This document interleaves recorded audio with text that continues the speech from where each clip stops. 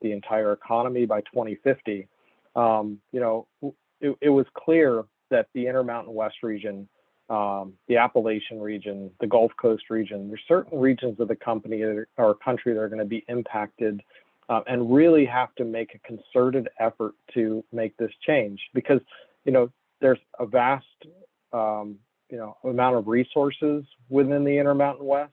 There's a vast amount of coal, oil, and natural gas, as well as renewable energy that can be developed.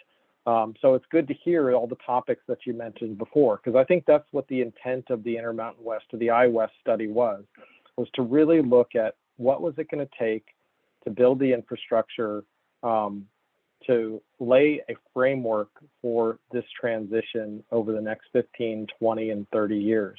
And that all starts with interaction with the communities, interaction at a local level, to understand the opportunities, but also the challenges, and also the community concerns that need to be considered as you start developing this framework and this roadmap for your regions. Another comment about this study is it really is a cross-cutting study. So we started it originally in our office. We had started having dialogues with some of the offices, like the Bioenergy Technology Office and the Hydrogen Office. All of them were very excited about what we're trying to do here, and all of them are partners in this. Just as an example, the Bioenergy Technology Office is investing in this study as well through Los Alamos and through the organizations like yours, to understand what the opportunities not only for CCS and hydrogen are, but what's the opportunity for leveraging some of the biomass in the region to support this transition. Similar in the Hydrogen Office, there may be some opportunities or some funded activities through some of the regional and national laboratories. We just want to make sure we're all doing an integrated approach to help inform the roadmap from the state level, into this IWEST regional effort to look at what the infrastructure is going to develop over time. Again, I don't have too much more to say. I think I've hopefully given you a sense of the importance to DOE. I really encourage all the partners here, all the participants here. This is where we think, this type of activity needs to start. You need to start with the dialogue. You need to start framing up how you're going to consider regional, local, community impacts of this transition. And it's extremely important that that's going to inform, the modeling efforts, as you look to develop a roadmap for your region. So again, thank you for the opportunity just to provide a few words and why this is important. And, I'll probably be able to stay for the first 30 minutes. I apologize. I do have to go to another meeting in about 30 minutes, but I'm encouraged by the number of people, and I've participated in a number of these other meetings in the other states, and it's really good to see the excitement, behind the dialogues that are occurring. So thank you. Thank you, John, and congratulations on your new position. And we do really want to thank the Department of Energy for establishing this really important initiative. We'll next have the privilege of hearing from Dr. Milan Dev, who's the Executive Director of the Energy and Geoscience Institute at the University of Utah. And also in his free time, he's the Meldrum Endowed Professor at the University of Utah's Chemical Engineering Department. Dr. Dev. Okay, thank you, Rob. On behalf of Energy and Geoscience Institute and the University of Utah, I would also like to extend my welcome to all of you who are attending this fascinating workshop. It appears that these type of initiatives are really required to effect the type of transition we are all wanting to see in the energy space. So I'm going to give you a quick overview of what Energy and Geoscience Institute is all about. And then if you have some questions, I'll be happy to answer some of the questions as well. So let me go ahead and share my screen.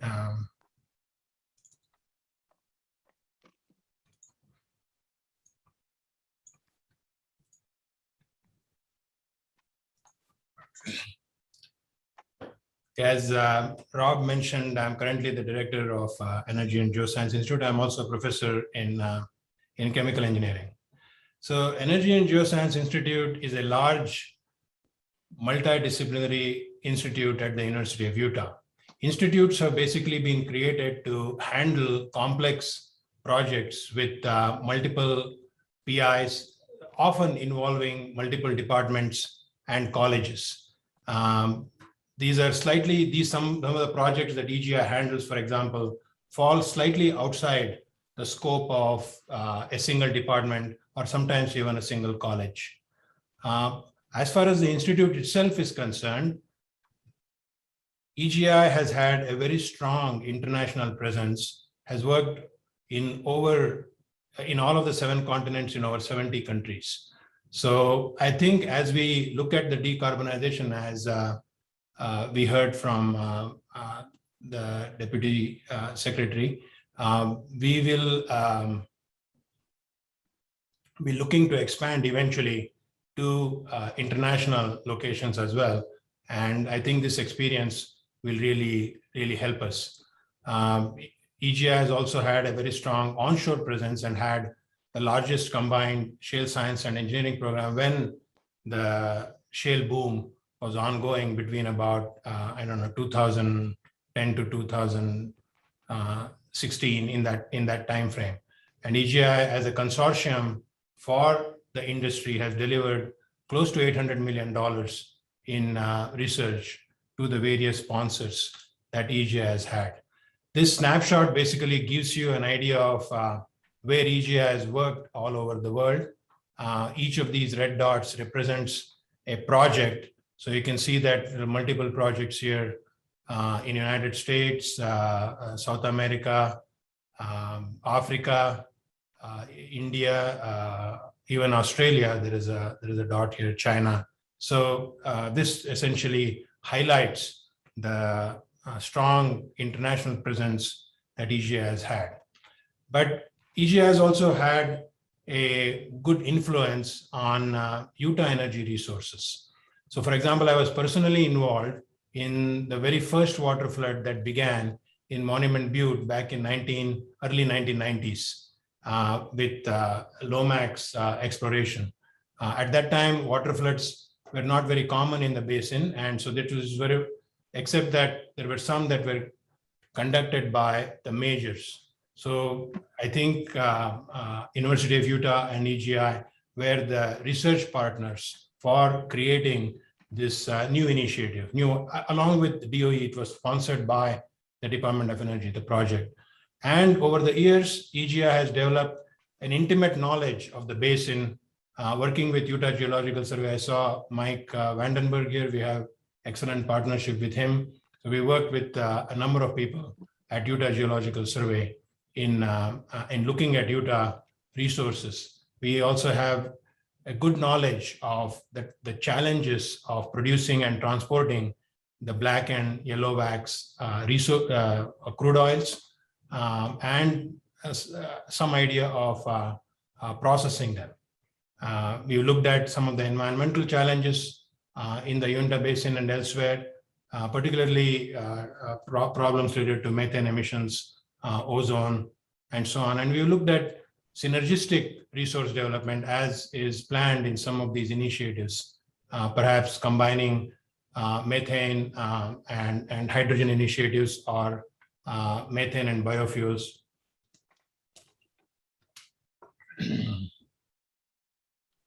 Multiple energy resources for, let's see.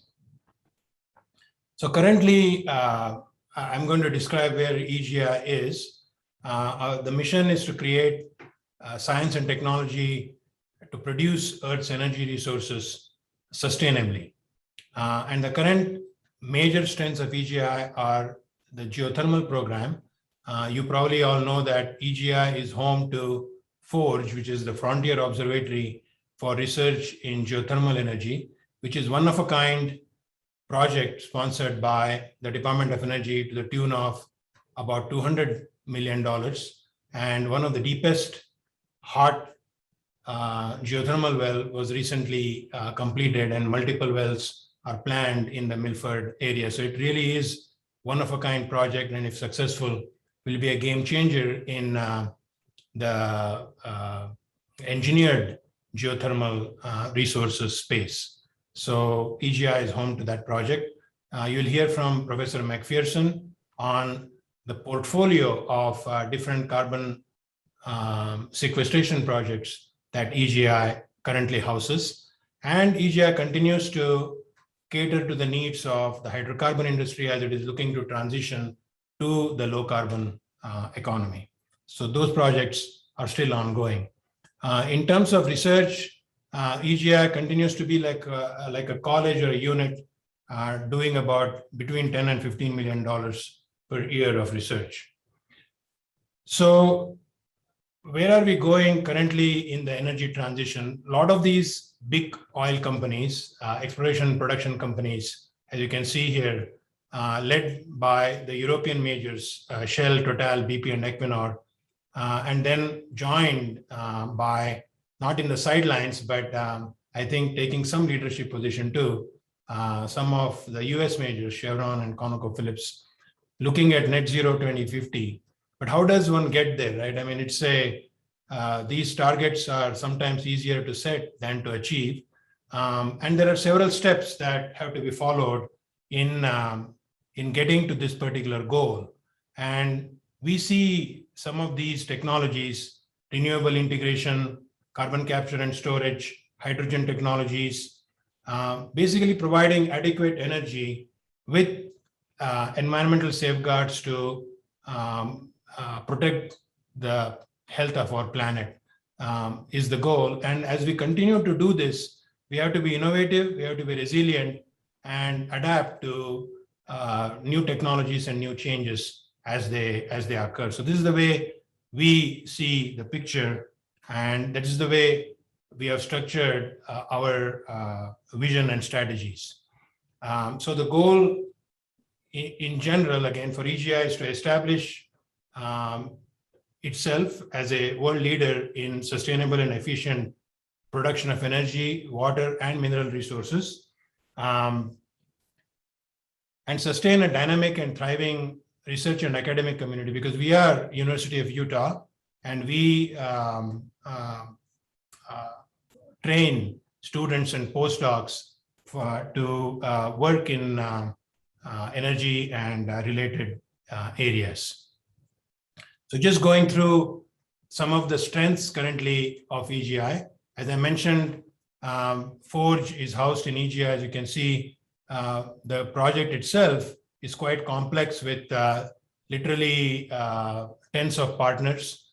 And some of you here on the call are partners with Forge, which is drilling these deep wells in the geothermal play in near Milford.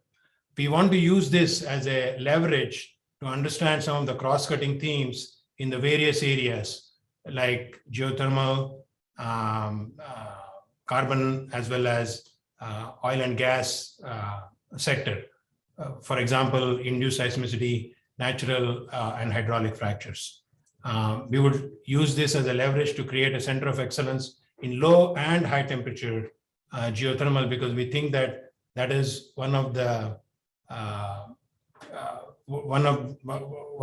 our strengths that can be used to address the low carbon economy.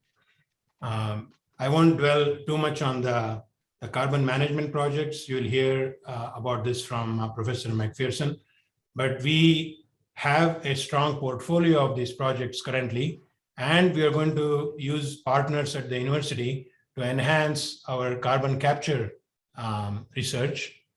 We are also looking at, as I mentioned, other pollution control schemes, including controlling methane emissions and flaring by looking at some of these oil and gas climate initiatives.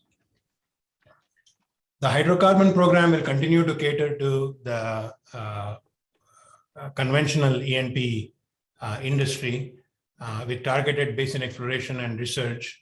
One of the things that people are focusing on is integrated geology and engineering with an understanding of reservoir dynamics and fluid flow.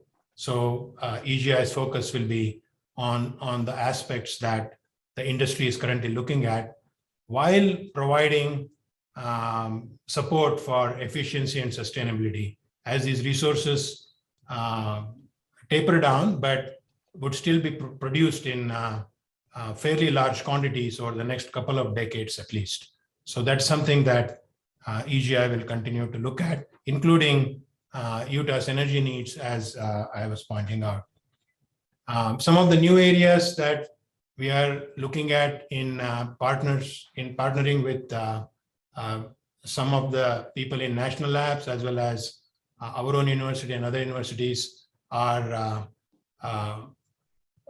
creating these hybrid energy scenarios, including natural gas, hydrogen, looking at energy storage, which is a natural extension to the work that we are doing in geothermal, looking at water as a resource, and then addressing the critical minerals needs, particularly lithium and rare earth minerals. We also have a nuclear engineering program at the university, and they are looking to partner with some of these initiatives that we are looking at. So another thing that EGI is quite focused on is to use data to its advantage. EGI has always been a data-driven organization, but now it's almost imperative that we use data analytics and machine learning to enhance our knowledge and understanding of the systems. So EGI has joined this new industry group called OSDU, and we'll be developing applications on that platform so that they're available at the enterprise scale for people to use and effectively manage the data that they have and the research that is coming out of universities and other places. So in summary, I would just say that our biggest challenge, I think our biggest challenge of this generation is really to provide adequate energy while preserving the health of the planet. And EGI is very committed to this particular task. We would like to provide specifically pathways to this net zero 2050 or any other goal that industry and other organizations are going to set, governments, for example. And in order to do that, we would expand our research in carbon capture, minerals, water, and hydrogen. We would work with Utah constituents to support technology requirements in Utah. And while doing all of this, I think it's extremely important for us to be on our feet, be innovative, and be resilient. Anyway, so that's my summary of what EGI currently is and where we are headed. And I'm happy to take some questions. Next year, by the way, is EGI's 50th anniversary, and we are looking for a celebration, hopefully in person, with the pandemic behind us, but we'll see how that goes. Thank you. Thanks, Dr. Dev, and thanks for your excellent leadership. As Dr. Dev mentioned, and also as it was indicated in the chat, if you have any questions while any of the presenters are speaking, please put your question in the chat and we'll do our best to ask that question. And then also, just so the speakers and the audience know, the plan is to have each presenter or speaker go for about 10 minutes and then have about 5 minutes for questions and answers. And so for the speakers, I'm going to probably chime in after about 10 minutes just to make sure we stay on schedule. And with that, we'll now be honored to hear from Dr. Brian McPherson. He's the Director of Carbon Science and Engineering at the Energy and Geoscience Institute. And he's also a USTAR professor at the University of Utah's Department of Civil Engineering and Civil and Environmental Engineering. And he's also one of the nation's leading researchers and scientists in deep geologic sequestration. He's been doing it for several decades, and we're now going to be privileged to hear from him. Thanks, Rob. I really, the honor is completely mine, and all the great things that the University of Utah and EGI has done over the decades, as you mentioned, is really attributable to a fabulous group of people who I truly have the honor to work with. But first want to I will acknowledge them and just on the next slide, but just initially wanted to give a big shout out to USTAR. Rob indicated that I am a USTAR faculty member, and that's the Utah Science, Technology, and Research Initiative, begun in the mid-2000s under Governor John Huntsman. And I've been really blessed to have been working in that program for so long. Also, major thanks to the U.S. Department of Energy and the National Energy Technology Laboratory. It's all the research that I'll talk about today has been supported both financially and otherwise in so many ways by DOE and NETL, and really grateful to them, and the EGI. Energy and Geoscience Institute, as Dr. Dave laid out, is just a fabulous place to be here at the University of Utah. So also the scholars here who I'm working with, that's a kind of a group photo of the group, and the photo on the one side sitting at the table, that's in one of our many individual research sessions, which we pre-pandemic, that was the common scene. Every day, Monday through Friday. Now it's mostly on Zoom. That's quite all right. But that group now is just truly terrific, and I just wanted to acknowledge each and every one of them, because the work that they are doing individually and collectively is just fantastic. And again, I think we're all pleased to be an integral part of EGI. So premise, why are we here today? Why are we talking about energy? As Dr. Dave laid out, net zero carbon is a goal of a huge part of the world community right now, and the effort is clear. I mean, the reason for that effort is clear. Even in the past year, we've seen an increase of almost 0.5% of CO2 concentration in the atmosphere. It's still lots of debate about the association between CO2 and warming, but regardless, it's not the normal state of the atmosphere. So reducing CO2 is a great thing.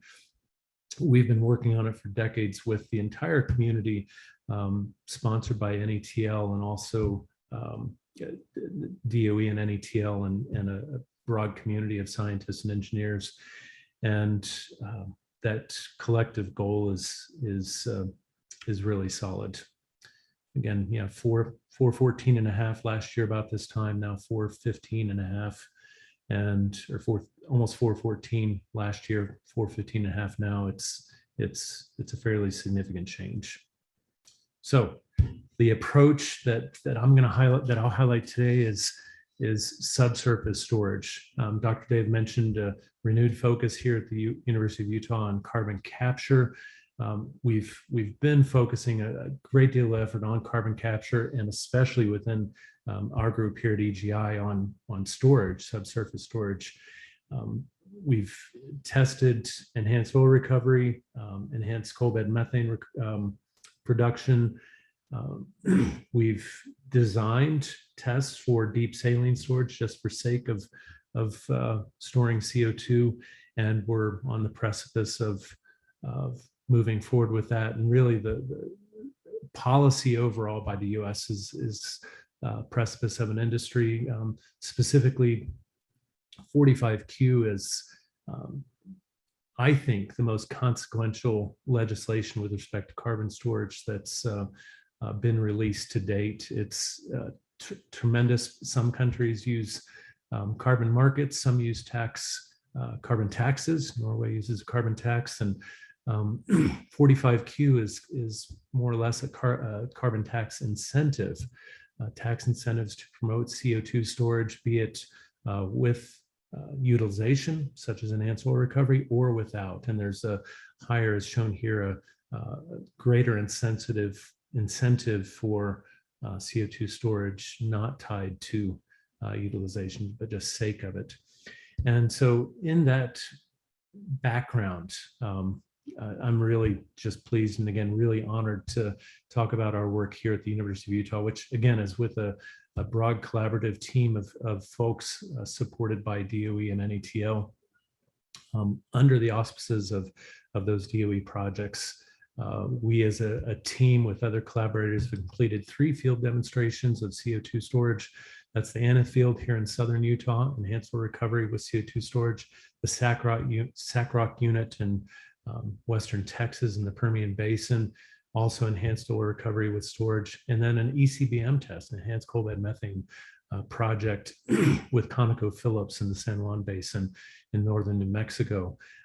But in the interest of time, I'm just going to talk about two previous projects, or two ongoing projects. One is current and ongoing CO2 injection for enhanced oil recovery in the Farnsworth unit in far northern Texas, right on the border of the Oklahoma Panhandle and Texas Panhandle. And that's involved over 1 million tons of net CO2 storage. We'll talk about that.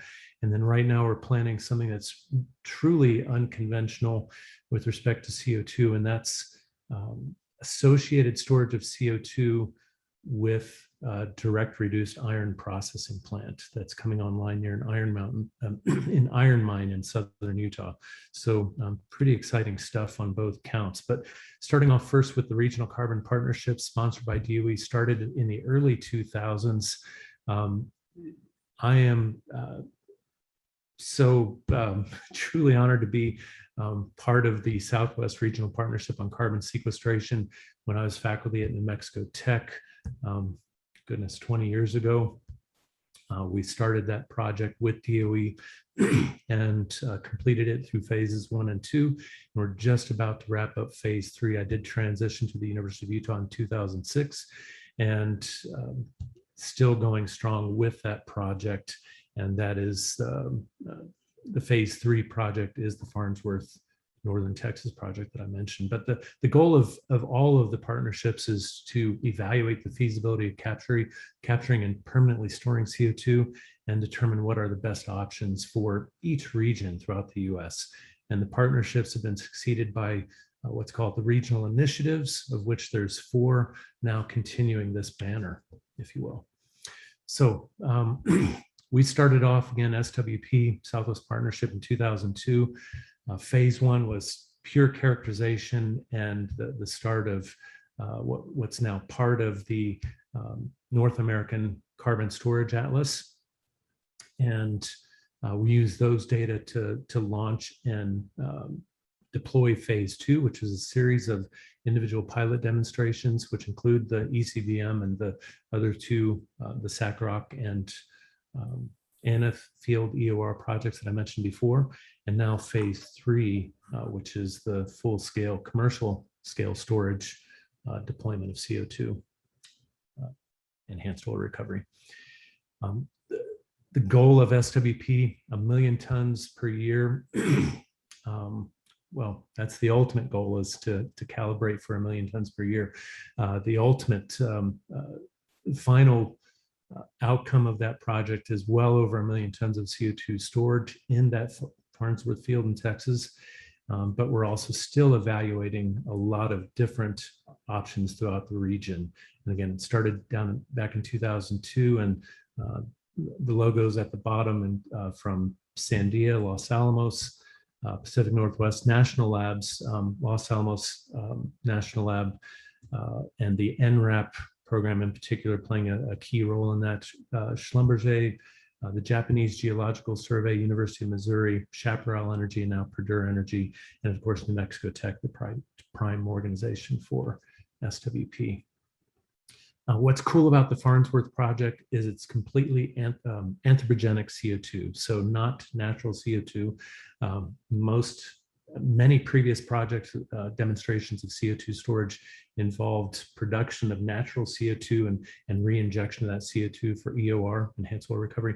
This is completely anthropogenic CO2 and produced from a fertilizer plant in Texas and an ethanol plant in Kansas, both sources of CO2 piped down from the north and from the south to that storage site. And again, over 1 million tons of net storage so far.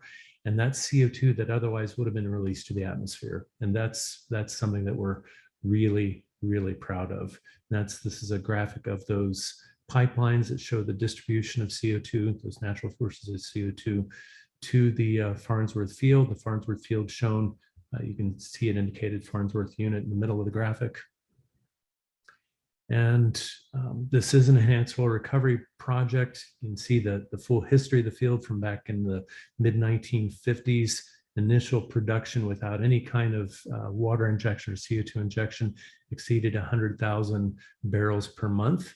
And when water floods succeeded that in the early 70s, went up well above that, but then slowly dropped off over time. And now with the advent of CO2 injection almost a decade ago, the production of CO2 is getting back up to pre-secondary and tertiary production levels. And again, stored, this is just through 2018, this graphic, it's well over 1 million tons of net storage now. Okay, wanted to wrap up this discussion with a Utah-specific effort. Again, we've completed a lot of different projects, but this one is what I'd characterize as truly unconventional. An iron ore processing plant with an iron mountain called Iron Mountain, an iron mine called Iron Mountain in southern Utah near Cedar City. And this project is intended to directly leverage 45Q tax credits, this being with non-CCUS, so non-utilization and storage just for the sake of storage, and up to about 500,000 metric tons of CO2, which is generated because DRI processing is just really energy intensive. And normally, as I mentioned, just like with the Farnsworth project, that CO2 would be released directly to the atmosphere. So as this project moves forward, and it's in the permitting stage now, this will lead to about half of a power plant's worth of CO2 emissions that otherwise would just be left to go into the atmosphere and add to those. And this project is supported during the permitting stage and the evaluation stage, characterization stage rather, for those permits, $900,000 of funding support from the CUSP project, supported by DOE and NETL. Just to mention, in case it comes up in for questions and answers, the primary storage target is the Jurassic Navajo sandstone at about 6,000 feet depth. And again, about 500,000 tons per year is the goal for that. So to wrap up, we've got, Rob mentioned decades, and it is decades. The slide here says 10 plus years, and it's definitely in the plus years of carbon science and engineering. A lot of great work done so far, again, in collaboration with a lot of people across 15 states, literally, with great amount of support from NETL and DOE. So I'll wrap up with that and be happy to take any questions. Thanks so much. Thanks, Dr. McPherson. Thanks so much for your leadership in carbon storage technologies. There is one question, which is, what is the estimate for what carbon sequestration, carbon sequestration's potential to reduce Utah's carbon emissions? So do you have an estimate on how much of Utah's carbon emissions can be dealt with carbon sequestration?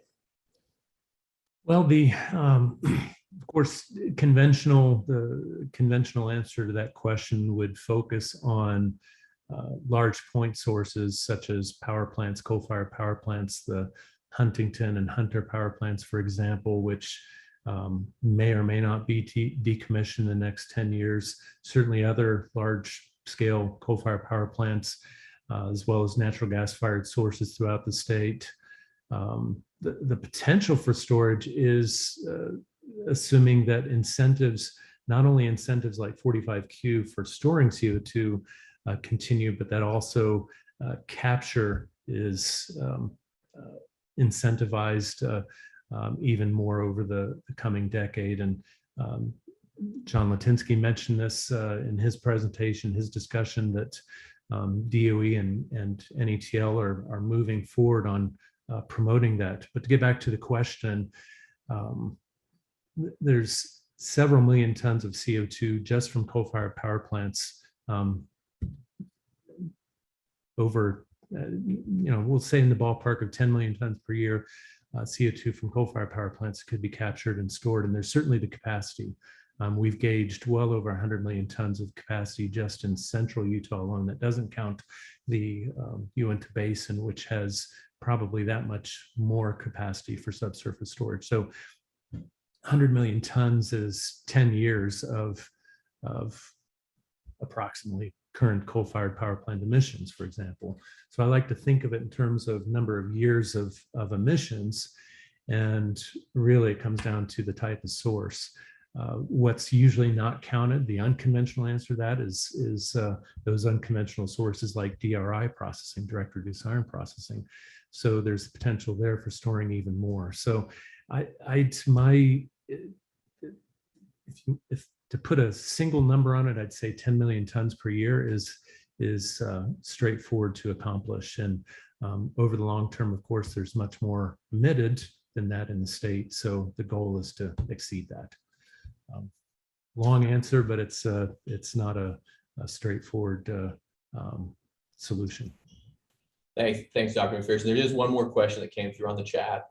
And the question is, what happens when carbon storage spaces are full? Does the CO2 break down and leave space for more storage over time?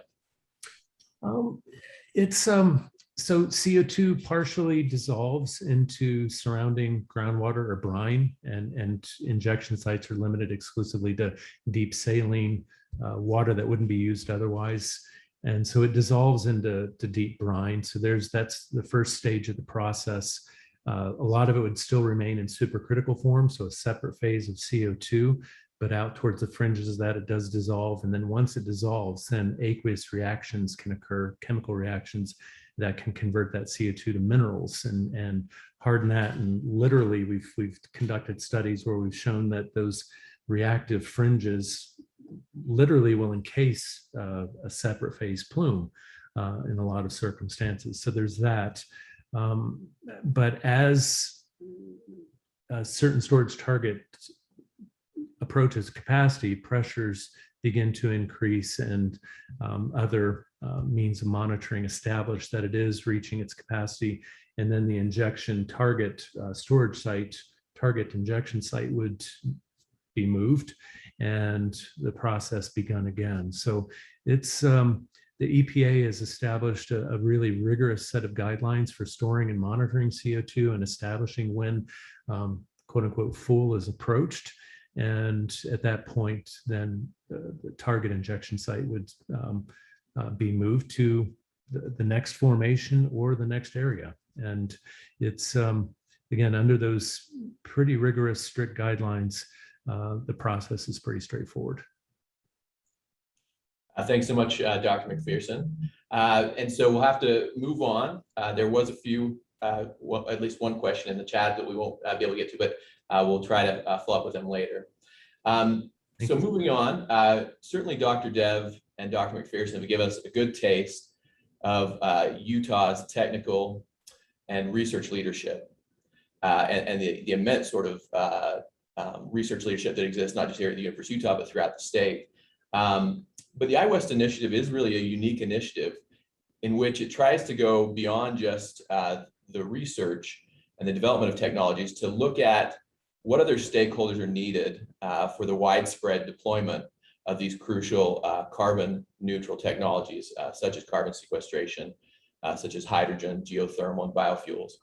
And so today we have the opportunity to really get an overview of all of many of these crucial stakeholders who will be central to advancing these crucial technologies. So now we'll be fortunate to hear from one of our elected leaders, and Representative Steve Handy, who's a representative of the Utah State Legislature. He's been one of the state's leading voices for effective energy policy for many years. And he's also really championed how clean energy policy can be consistent with conservative political principles. And so now we'll be able to listen and learn from Representative Handy. Representative Handy. Thank you very much, Rob, and everyone. This is a terrific lineup that you've got going today for your inaugural meeting for IWEST, and I look forward to participating in future endeavors. And happy to see a colleague, Representative Ballard, who will be following me in a few minutes, and she will be talking about her efforts to promote advanced hydrogen and green hydrogen technology. As Rob said, yeah, I have been interested in the energy space for a long time and what I call new energy. I'm going to talk about 3 or 4 things that I've worked on and show you the results of a study that has just come out that looks at renewables in the state of Utah. But I was intrigued reading recently. I saw a story in a paper. Yes, I do still take a newspaper that said this: that solar energy has the potential to supply up to 40% of the nation's electricity within 15 years, which would be a 10-fold increase over current solar output, but one that would require massive changes in U.S. policy and billions of dollars in federal investment to modernize the nation's electric grid. And a new federal report says so. This came out here just recently from U.S. DOE, and that's very interesting. So to keep our minds on that. So I've been very intrigued with the transition to what I call new energy, and how quickly it is occurring, and how desirous the public is, of course, to embrace it. And we talk about the zero carbon aspects of that. So two things. I had a couple of things on this part of it. I had a bill in 2019 that actually I did with Rocky Mountain Power. Some of those on the call know this bill, HB 411. It was called the Community Renewable Energy Investment Act, not investment, but Amendment Act. And it was brought about through negotiations from really Salt Lake City, Park City, and in unincorporated Summit County, where they wanted to move to more of a sustainable electricity, portfolio. And there was negotiations going on, or discussions, not negotiations, discussions for about 3 years. And then I was asked to run a bill to put this in statute. So basically what we have here is that these three communities, plus embraced by about 20 plus more communities, this would represent 37% of Rocky Mountain Power's electrical generation and customer base in the state of Utah. So these communities are now undergoing a study to try to determine what those rates would be. Now, the goal of the legislation is to get to net 100% renewable by 2030.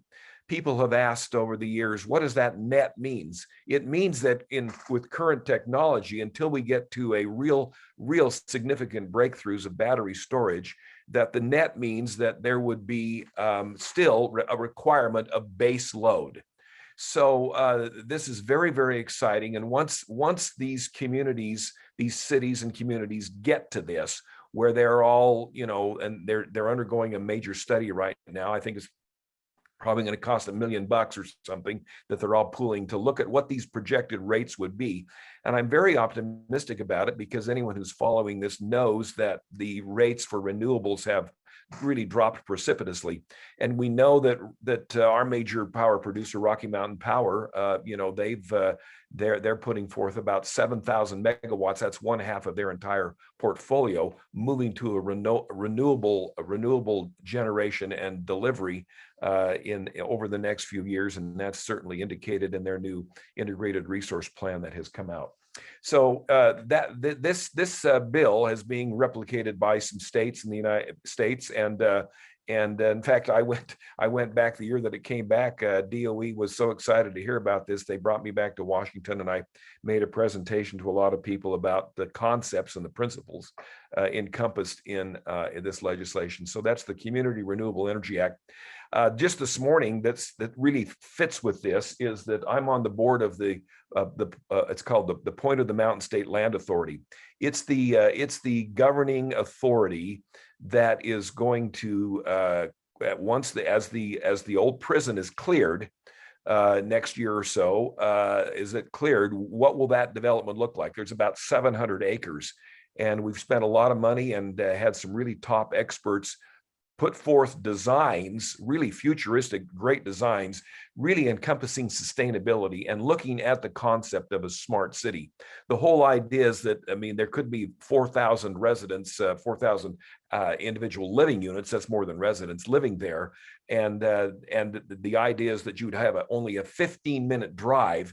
That's the extent that you would have to take to work within this particular area. It's now called the Point. But just this morning, the board approved, I don't know if it's a memorandum, but an agreement with Rocky Mountain Power that really looks to energy efficiency programs, low and zero carbon energy development, electrified transportation infrastructure that's widely available, proactive infrastructure planning, and the exploration of additional innovative technologies for the point. So that's going to be very, very exciting as the development goes forward. I wanted now to segue a little bit, Rob and others, to move to talk to you about an association I've had with a group called the Western Way.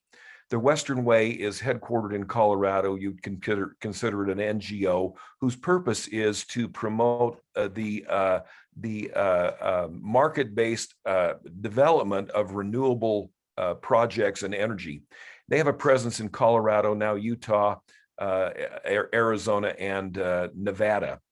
And so as I been consulting with them, with my not with my legislative hat on, but consulting with them, that it kind of all fits together.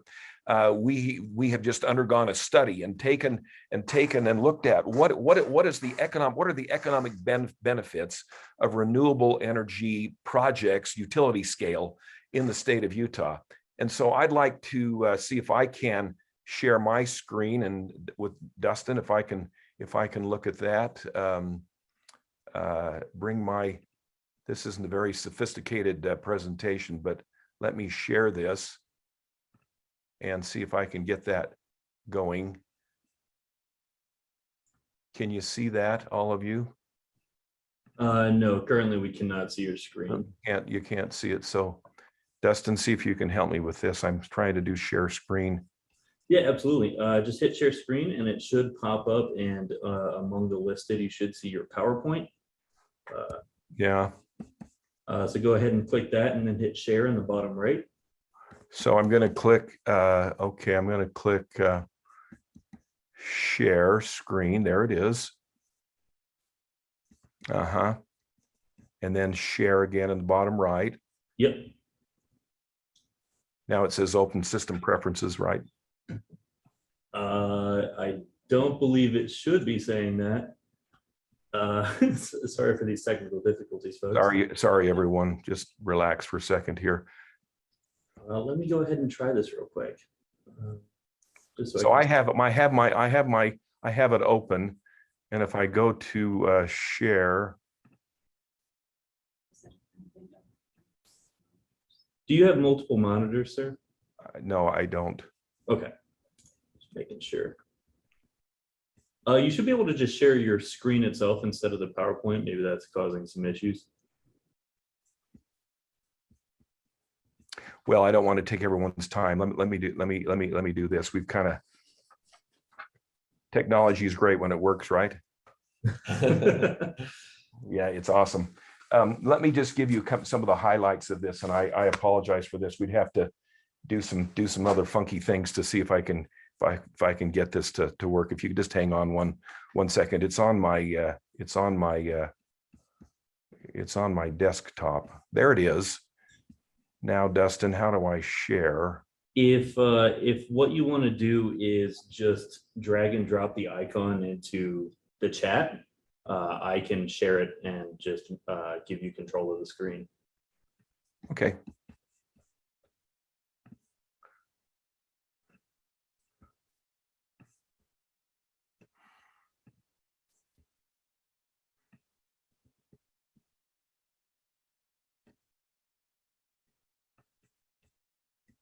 Well, I can't seem to do it, everyone, so I apologize for that. Let me just tell you a little bit about this. This is called the economic benefits of Utah's rural renewable energy industry. This is a study that was done using a methodology put forth by the National Renewable Energy Lab. And the basis of the study was this: is the intent of the study is to estimate the economic and physical benefits to Utah of the construction and operations of utility scale wind, solar, and geothermal generation facilities located in Utah, many of which are located in rural areas of the state through 2023. Now, just a couple of highlights. We know that these renewable projects are certainly located in the state of Utah, but since 2000, net electricity generation from non-hydroelectric sources in the state increased from 0.4% of total new generation to 8.7% in 2019. And Utah's electric generation portfolio continues to evolve as demand for carbon neutral electricity increases, and several new utility scale renewable energy facilities, particularly solar farms, are installed from 2021 and on. So since 2007, there have been 31 utility scale geothermal, solar, or wind energy facilities with a total nameplate capacity of 2,275 megawatts installed in Utah. That's pretty impressive. 2/3 of the installed capacity, or nearly 67%, in 19 projects is located, understandably, in rural areas of the state, Beaver County and Iron County.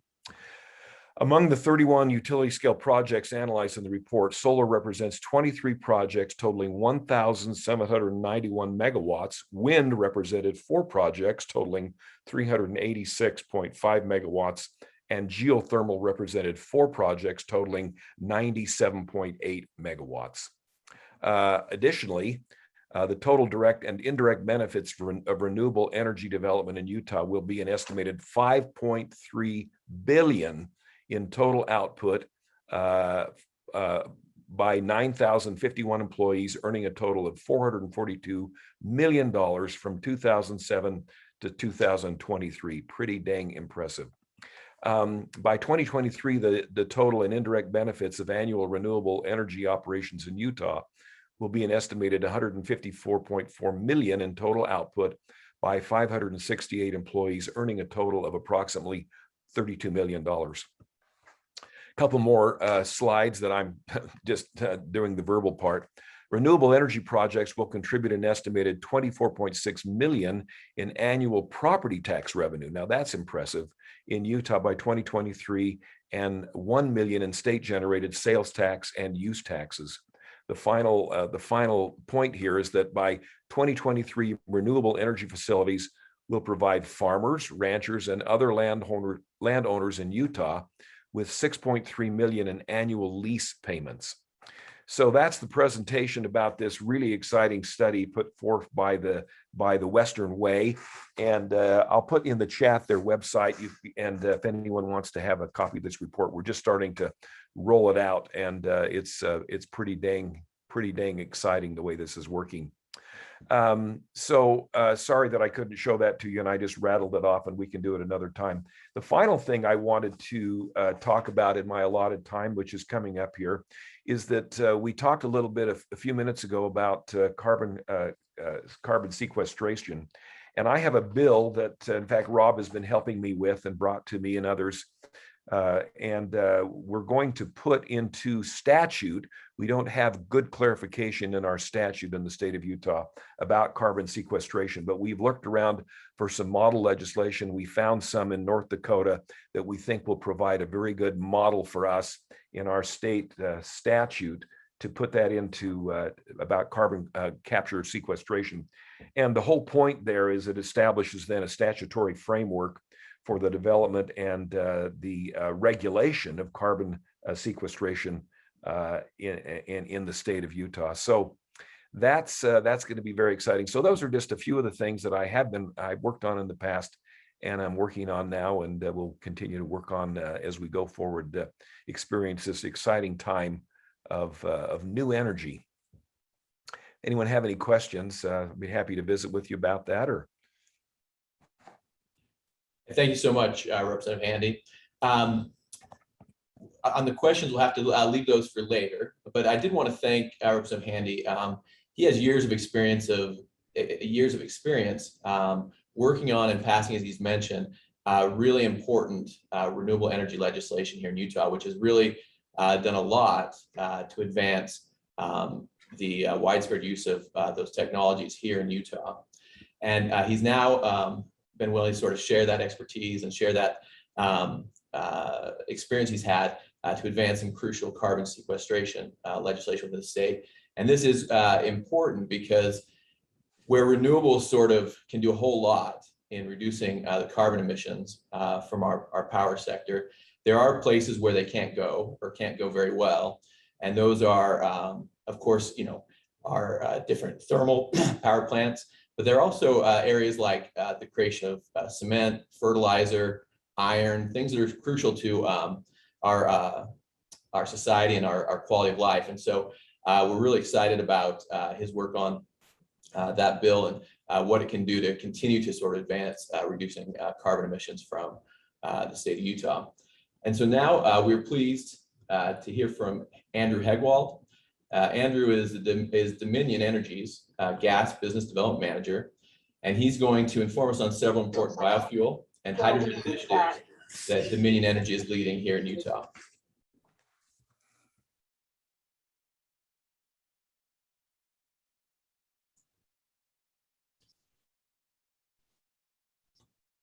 What's that?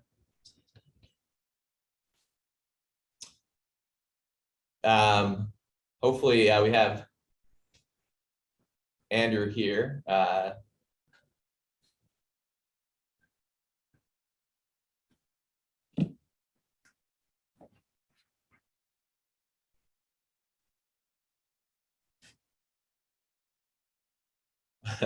We'll give Andrew just a minute, hopefully, to get connected, and if not, we'll move on with our agenda. So we'll give him just a couple minutes.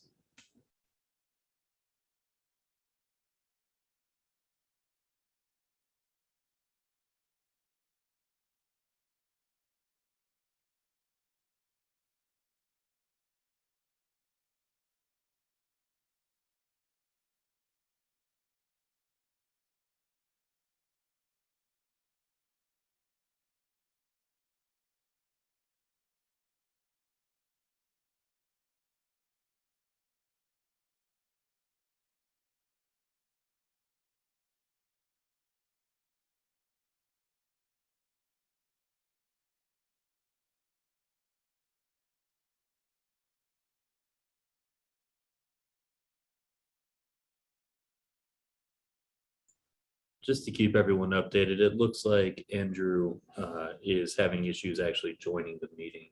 We're going to try and get him all set, and then if it takes too long, we'll move along. All right, Thank you for your patience.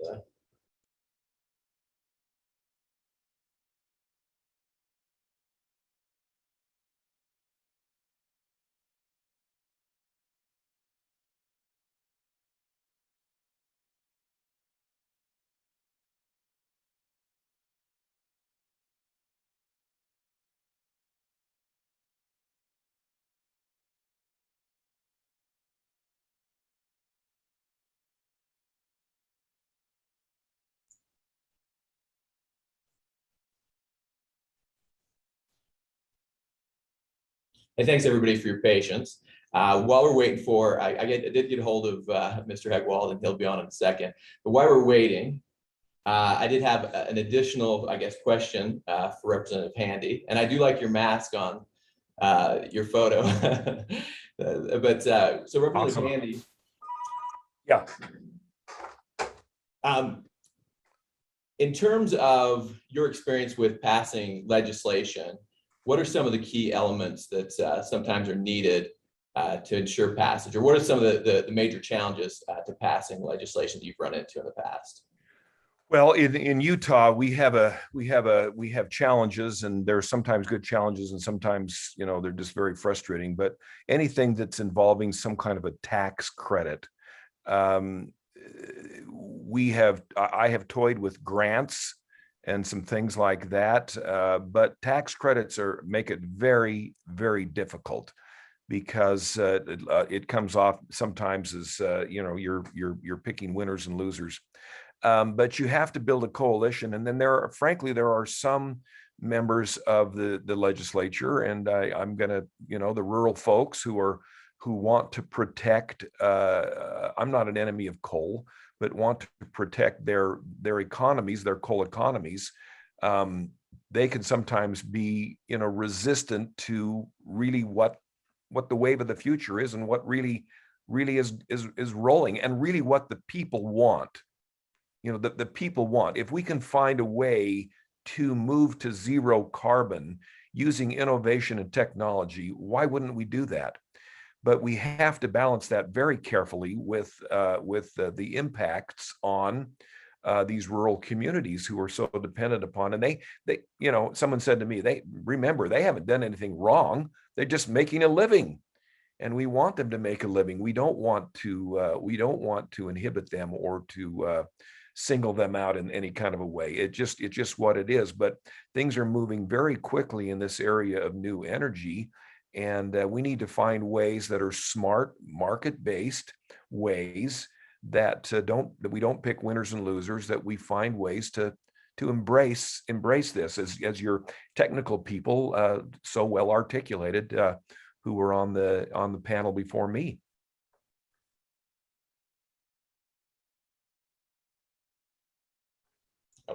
Thanks, Representative Handy. I appreciate you providing some really important information and also a little bit of filler.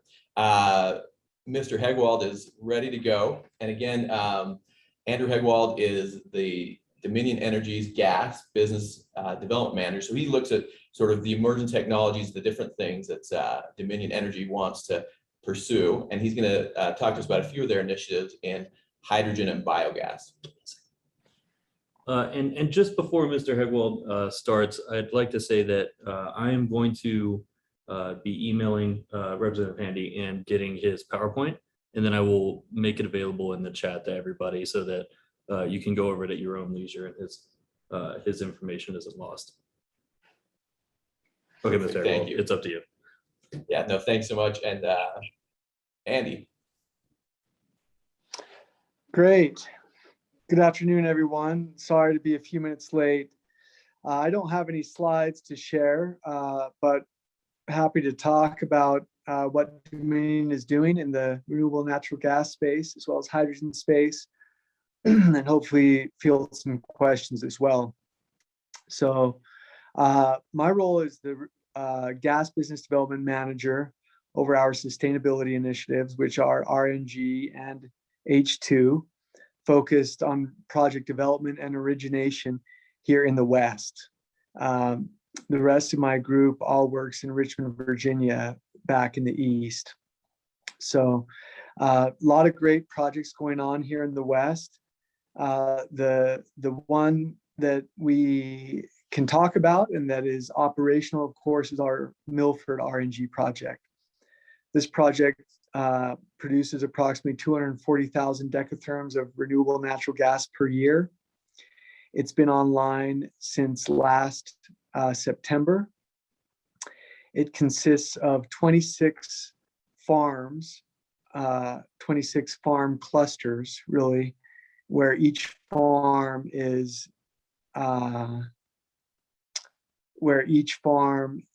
approximately 9,000 pigs per farm. And each of these clusters has these manure flush systems where manure is flushed out of the barns in culverts into what we call an anaerobic digester. And anaerobic digester is just a fancy way of saying a covered lagoon. So these are lined ponds with 100 mil HDPE liner that holds the manure slurry. And then we put another 50 mil HDPE liner on top of that. And when water temperatures are above approximately 60 degrees F, we start producing biogas. The methanogens in the slurry do their job of turning manure into biogas. And that cover slowly inflates. I'm sure many of you on the call have seen pictures of that. If you haven't, I recommend Googling it. It's really a fascinating sight to see. And as the biogas production grows and the cover inflates, every so often we suck the biogas off from under the cover and pipe it to what we call a GUS, which stands for the gas upgrading system. And at the GUS, we turn the biogas into pipeline quality gas. So the biogas comes in at approximately 60% methane, 40% CO2, and trace amounts of other bad actors as we call them, which consists mainly of hydrogen sulfide, approximately 4,000 to 5,000 ppm hydrogen sulfide coming in. So very, very high amounts of hydrogen sulfide. And at the GUST, we purify this raw biogas to take out all those bad actors through a variety of membrane and separation technologies, where we eventually get 98% pure methane. And that 98% pure methane is then piped another 4 miles to what we call our pipeline interconnect. The pipeline interconnecting company at Milford RNG project is the Kern River Pipeline.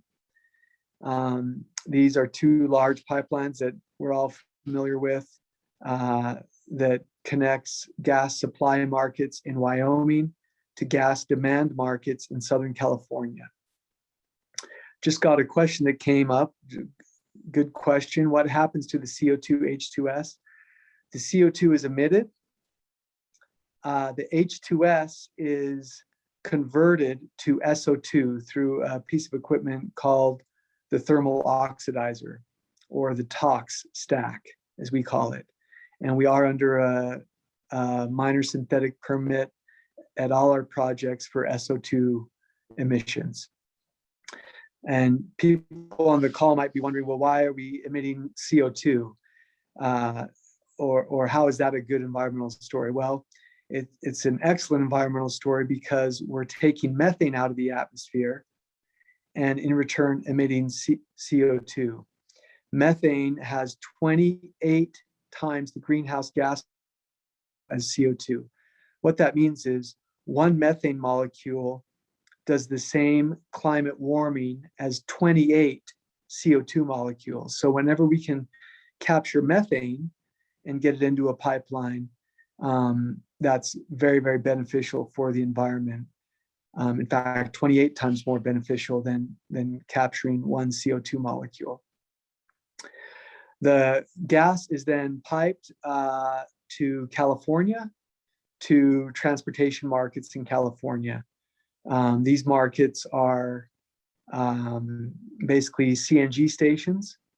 And so that's where we can monetize the gas and also monetize the environmental credits. There's 2 environmental credits that we are eligible for. One is called the LCFS credit, which stands for the Low Carbon Fuel Standard, which is another topic all unto itself that we could spend a long time talking about. And the other credit is called the D3 RIN credit, which is an environmental credit administered by the federal EPA, which are also based on the type of the biogas feedstocks. There's D3 RINs, there's D5 RIN. RIN stands for Renewable Identification Number. So that, in a nutshell, is how we take manure and turn it into pipeline quality gas. And getting some questions in the chat here, and just we'll answer them as we get them. What is the production capacity of RNG for the 26 farm clusters? As I said, the overall plant capacity is 240,000 decatherms a year. So you can do the math and figure out what that is on a per cluster basis. Ryan is asking, are there any plans to sequester that CO2 rather than emit it after replacing it with methane? Great question, Ryan.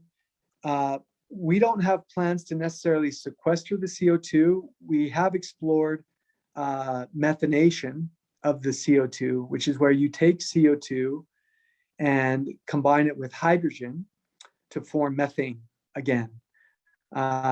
This is a technology that's been developed by a variety of small startups in Europe, and is a way that we could make our projects even more carbon negative by turning that emitted CO2 into additional SNG, which again is methane. Seeing if there's any other questions here in the chat. Let's see, or did I capture them all?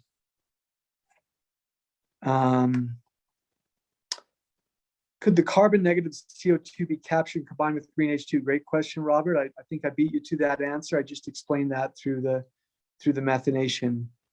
The answer is yes. That definitely can be done. We'll say that needs to be done over either a chemical catalyst or a biological catalyst. And there's, again, startup companies that provide that technology. So, Andrew, one quick question, and thank you so much. That was fantastic. Talking about some opportunities that exist here in Utah and that are already sort of underway to capture that type of methane and that type of volume. One quick question is, Dominion Energy's been highly involved in the infrastructure piece of the puzzle in terms of pipelines and transporting natural gas back and forth. What are the impacts as you include biogas as well as, I guess, even eventually look at hydrogen? How does that work with that type of pipeline infrastructure? Right. So basically, the nice thing about pursuing methanation is that we already have the pipeline interconnect there. So if we produce incrementally more methane, RNG and SNG is essentially identical to natural gas. So there's no difference. You were asking specifically about how hydrogen impacts the pipelines. Is that right, Rob, or did I misunderstand? Rob, are you there? Looks like we lost Rob for a moment, or maybe he's muted. Back? Oh, okay. Hey, sorry about that. So no, the question is can the existing pipeline infrastructure be leveraged for hydrogen, or do you have to build new pipelines? Okay, yep. So that's a good segue into what I also wanted to talk a little bit about is our hydrogen project. So the short answer is up to a point, we can blend hydrogen into our existing pipeline infrastructure. Dominion is currently pursuing a project we publicly announced called Therm H2. This is where we're blending 5% hydrogen into our natural gas system. And phase one of this project is that we're blending that into our Salt Lake Valley training facility. This is entirely owned and operated by Dominion in about a 2-city block fence line area. We've just finished up testing on that to understand the safety and logistics of hydrogen blending. And based on those results, which we're currently analyzing, we'll then go out to do phase two, which will be to do the same thing in a select community somewhere in our Utah system. And we haven't selected that community yet. We're going through that ranking process as we speak. So yes, the short answer is yes, you can blend hydrogen up to about, depending on what study you read, 15 to 20%, and at the lower pressures is about the threshold for blending. Above 20% hydrogen blends would require major pipeline retrofit or pipeline relining to prevent the hydrogen embrittlement issues. Perfect. Thanks, Andrew. You were worth the wait. So, and I apologize, that was partially our fault on this side. So thanks so much, Andrew. And we'll be moving on. I will now be privileged to hear from Representative Melissa Ballard of the Utah State Legislature. She's been a tireless advocate for advancing critical emerging technologies, especially hydrogen within the state. And we really appreciate her being here with us, Representative Ballard. Thank you. This is a great forum, and I really appreciate that the federal DOE is working with the laboratory and the Institute to really help prepare for a roadmap here for these opportunities that we have in Utah. I'd like to share my screen. Let's see. Let me know, and you can. I think you can see my screen now. So I'm going to start this slideshow that I have. And I think it's great that we have in Utah the opportunity. We all know we are the crossroads of the West. If something comes through us, we can take it from train one day from the coast to us and one day truck ride to 5 more states. And this is actually an example of hydrogen for a company called plug power of where they have their projected refueling stations throughout the country. They also focus on hydrogen forklifts. And you can see there's a big gap right in the middle. Well, I have been engaged in collaborating with multiple businesses in Utah and around the country to really have Utah be a hydrogen hub for the country. And so I thought it would be helpful for me to share, to my knowledge, the companies that we actually have in state that are working on hydrogen applications or being a provider. And there's a tremendous amount of collaboration with many of these companies together to prepare for hydrogen refueling stations and for manufacturing. And the inland port has been especially critical in being able to be a facilitator, which I'll talk about in just a minute, for many of these companies to be able to do so. Magnum, Mitsubishi, and Chevron just announced this week that they are now partnering together with the salt domes that Magnum has to be able to have Chevron be a partner in that production and distributing hydrogen at a utility scale. And that really puts Utah at the center of the map for not just Utah hydrogen users, but for multiple states. And these other companies, I think it's been great to see how they have been working together. They all have their niche in from producing, manufacturing, distributing, and also the consumer for hydrogen entities in Utah. So here is an example of what the inland port has been working on and the vision that they have the opportunity for. You have warehouses for buildings to be powered by hydrogen, forklifts and tugs. You also have electric and hydrogen switchers. You also have BEV and hydrogen charging, and also for trucks, for electric cranes, rooftop power, and utility microgrid, which is crucial because you look at states like Texas that have had microgrid and grid issues because of power outages, and this is a great partnership for utilities.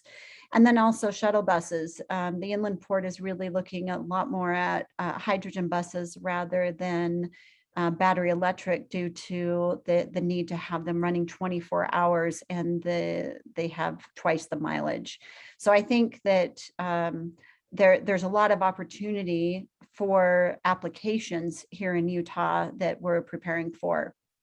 So end users, I think this is great. We actually have many companies. One of them is Oxyon here in North Salt Lake that actually does a lot with preparing rovers for NASA and also for hydrogen refueling stations to be on the moon and on Mars so that the rockets can actually refuel at those different locations. We have, as was mentioned, the blended pipeline option. Actually, tier 3 fuels are required to have hydrogen to be able to make the tier 3 fuels. And we are really the center. If we have heavy duty trucks, then trucks can travel from the coast to us to other states if we're there for refueling. So the inland port is really, in my opinion, one of the most important aspects of having a hydrogen market, because it's one thing to produce hydrogen, it's another thing to have a market for it. So they currently have been authorized by the state legislature to distribute funds for zero and green emission applications for loans, but they could also accept, and this is, I presented a couple of weeks ago to the federal DOE, their hydrogen kickoff that they had, that we would really like to have federal grants and loans filter through the inland port to be able to help promote clean energies and projects that are going across the state. I think that's a great location and facilitator for these new projects, because the inland port's really getting trucks off the road and helping to get cleaner applications, since a third of the national GDP already travels through Utah. Another area is locomotives. If you can see here, the NOx emissions are actually 6% in the Salt Lake area are from locomotives, and almost 4% in Utah County and statewide. That's an area that we do have room for improvement.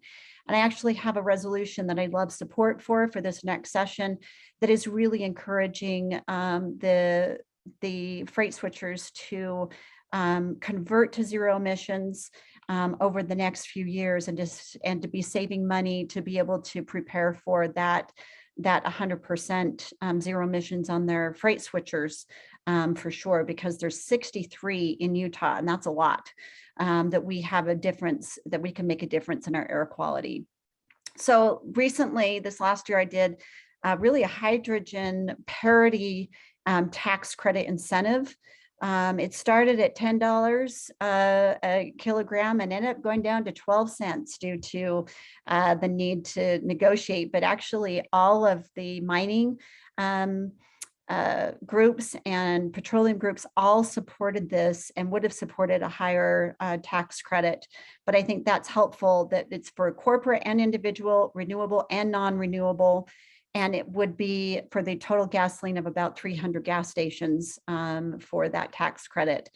You all know hydrogen can be taken from biogas, gas, coal, oil, mining, ammonia. There's a lot of things that we have an opportunity in Utah to produce hydrogen.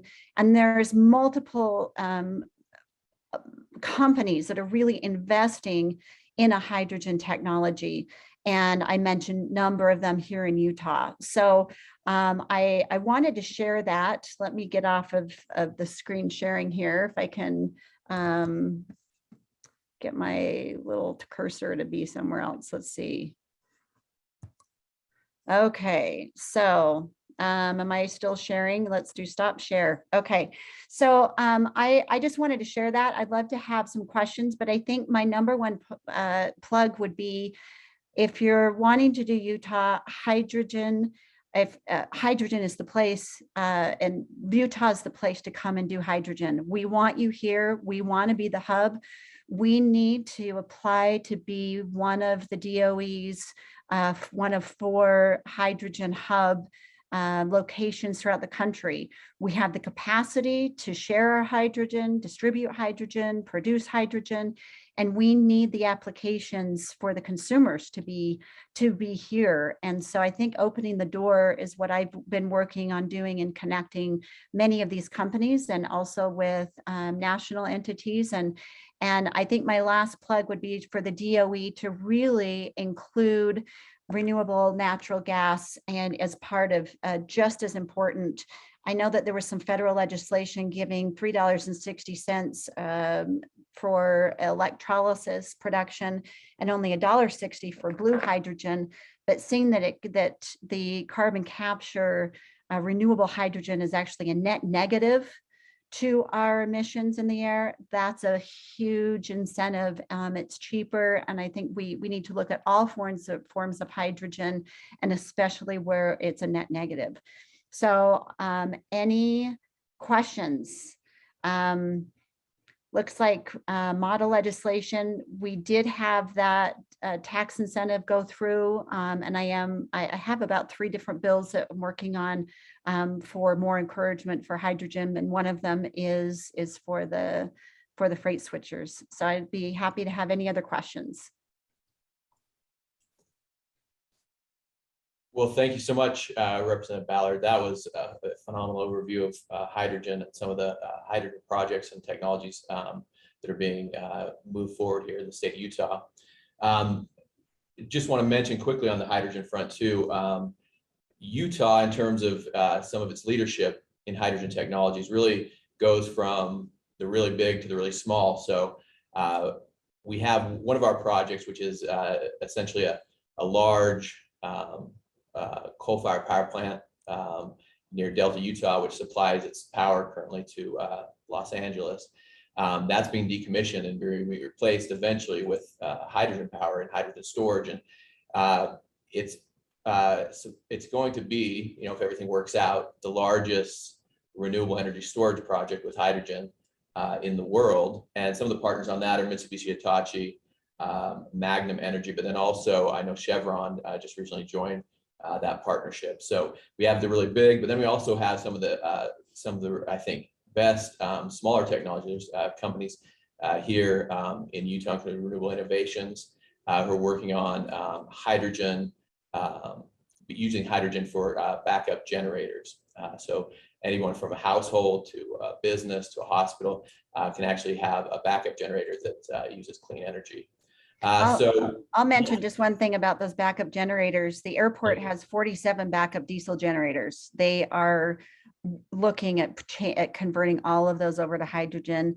And I know the University of Utah is working on a pilot project with some hydrogen companies for them to have an academic and a lab for their pilot project so that they can roll them out to their 100 backup generators that they have in their facilities. So I think it's a great space that we can make a difference in our air quality here in Utah.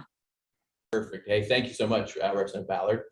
And with that, we'll move on to our next discussion, which is carbon neutral energy development on state trust lands. We'll be fortunate to hear from Kelly Beard, who's legal counsel for the school and Institutional Trust Lands Administration. And she'll be discussing the efforts they've made with both renewables and carbon neutral energy development on state trust lands. Kelly? Thanks, you guys.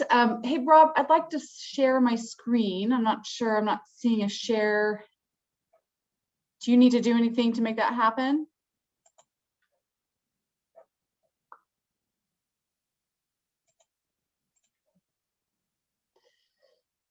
It's not hugely important. Oh, share screen. Here we go. Never mind.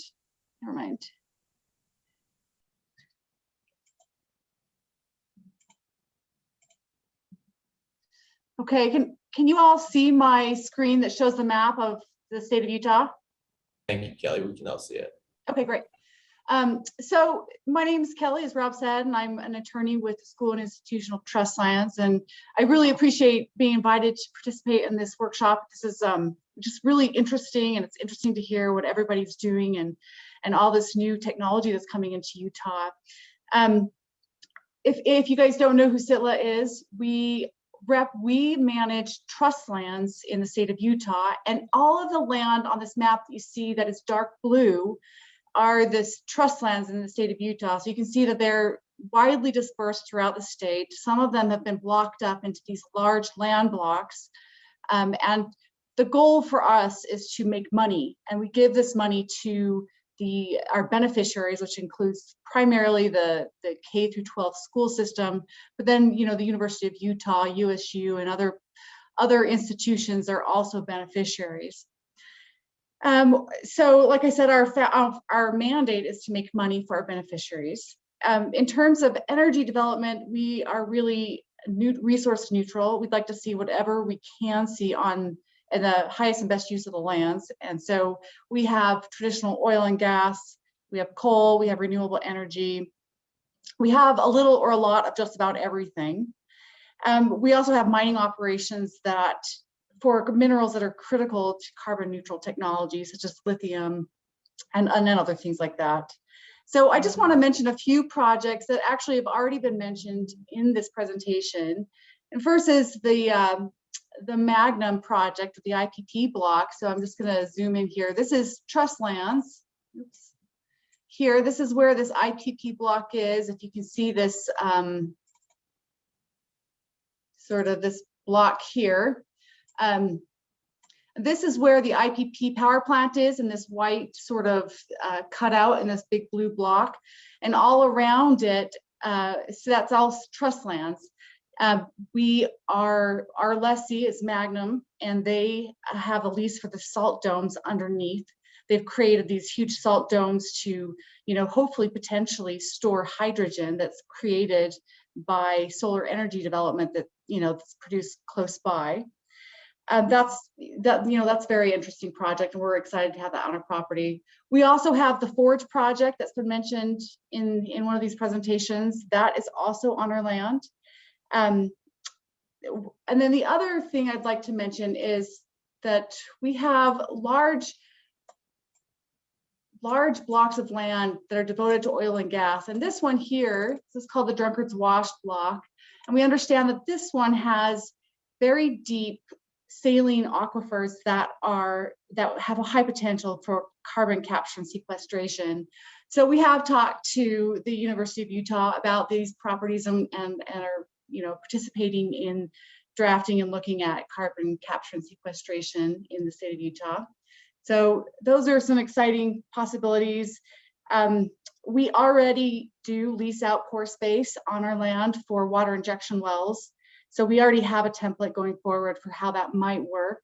And then the other thing I think I'll mention is that while this isn't something that happens very often, these blocks were created primarily through exchanges with the federal government. So periodically we have the opportunity to select lands that we think have a high potential for economic development with other lands that we hold that we think maybe don't have such a high potential. So when we have these opportunities, we look, and we ask industry, hey, tell us what you think might be good places for us to go into. So we do have that opportunity. Like I said, it doesn't come up all that often, and it takes a long time once it does happen. But if there are places out there that are federal lands that you think, wow, this would be great if it was in Trustland's hands, then you can let us know and we can put that on our exchange list. As a state entity, we have a lot of flexibility that the federal government does in terms of working quickly with industry, getting leases on the land very fast. We don't have some of the roadblocks that the federal government has in developing the land out there. So we are a good partner for these kinds of things. So with that, if there's any questions.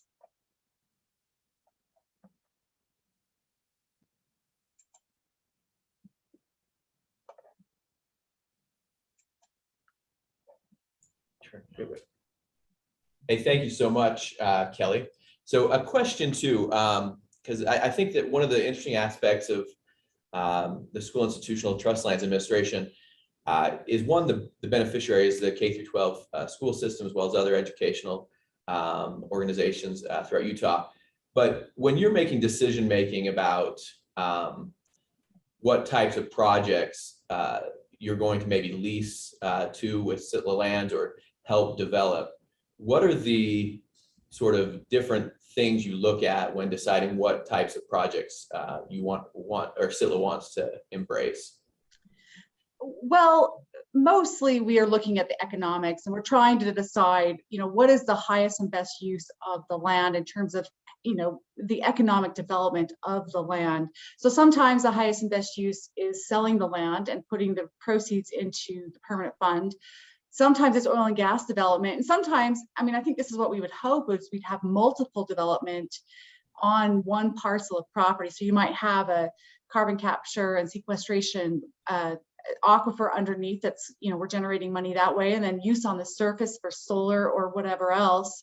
We do have in the Drunkard's Wash area, we do have a lessee who's going to try to do solar within oil and gas infrastructure. So that'll be interesting to see if it can go forward. But mostly it's, is this the highest and best use of the land?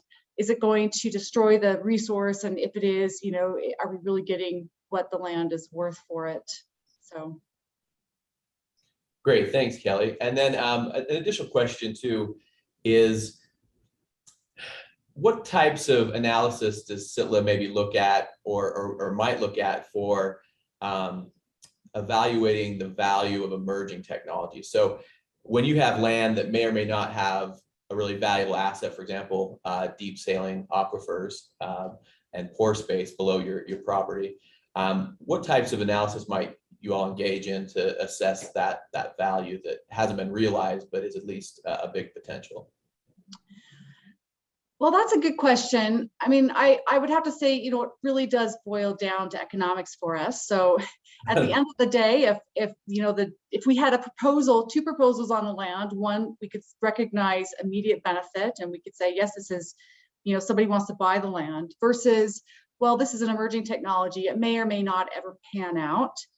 We really would have an obligation to go with the highest economic project. So, but we do have these lands, the Forge project is sitting out there, and we're excited to have it. on our land. It's not generating a ton of income on there, but we have that land out there, and we're happy to have the university out there and operating on our land, and everybody in the office is very interested in it. But in terms of evaluating the emerging technology, that probably wouldn't be a huge part of our analysis. Oh, well, thank you. Well, thank you so much, Kelly, for your presentation. That was, yeah, really interesting.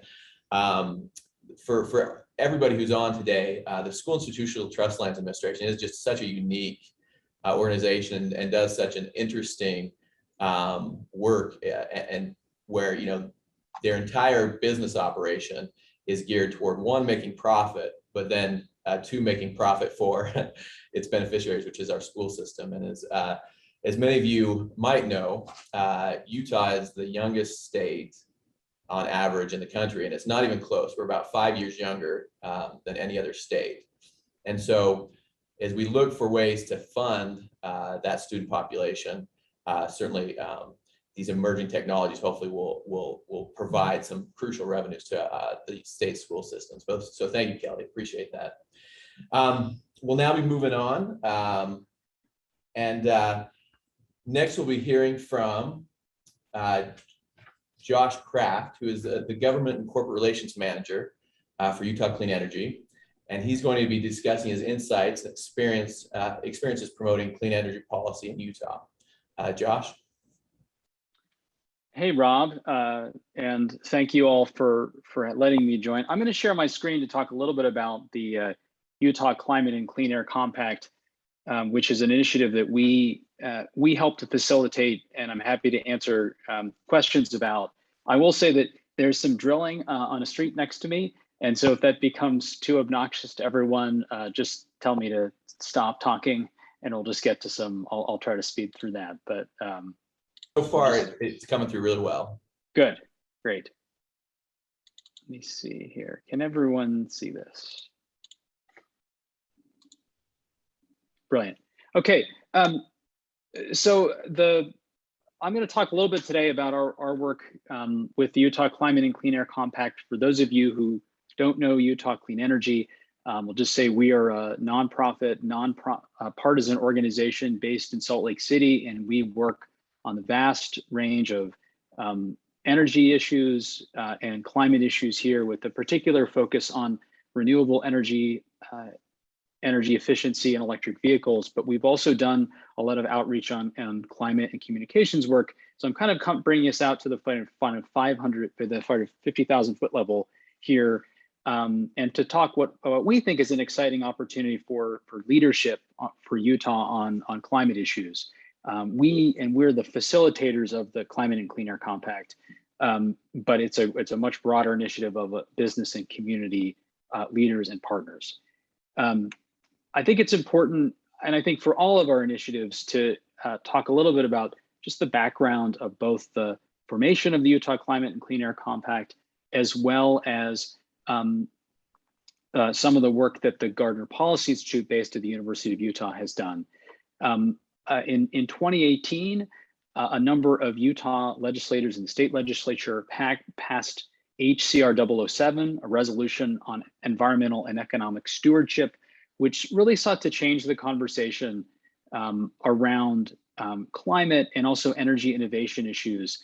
Then Representative Becky Edwards and Representative Joel Briscoe were the chief sponsors of that. Or Representative Handy, who's here, was there at the time and voted in its favor, to kind of put a spotlight on the economic potential of working on reducing emissions and following sound science in this regard. And I think it just sort of changed the conversation away from sometimes seeing climate as a partisan issue, as a political issue, and sort of seeing as some opportunities and something to explore.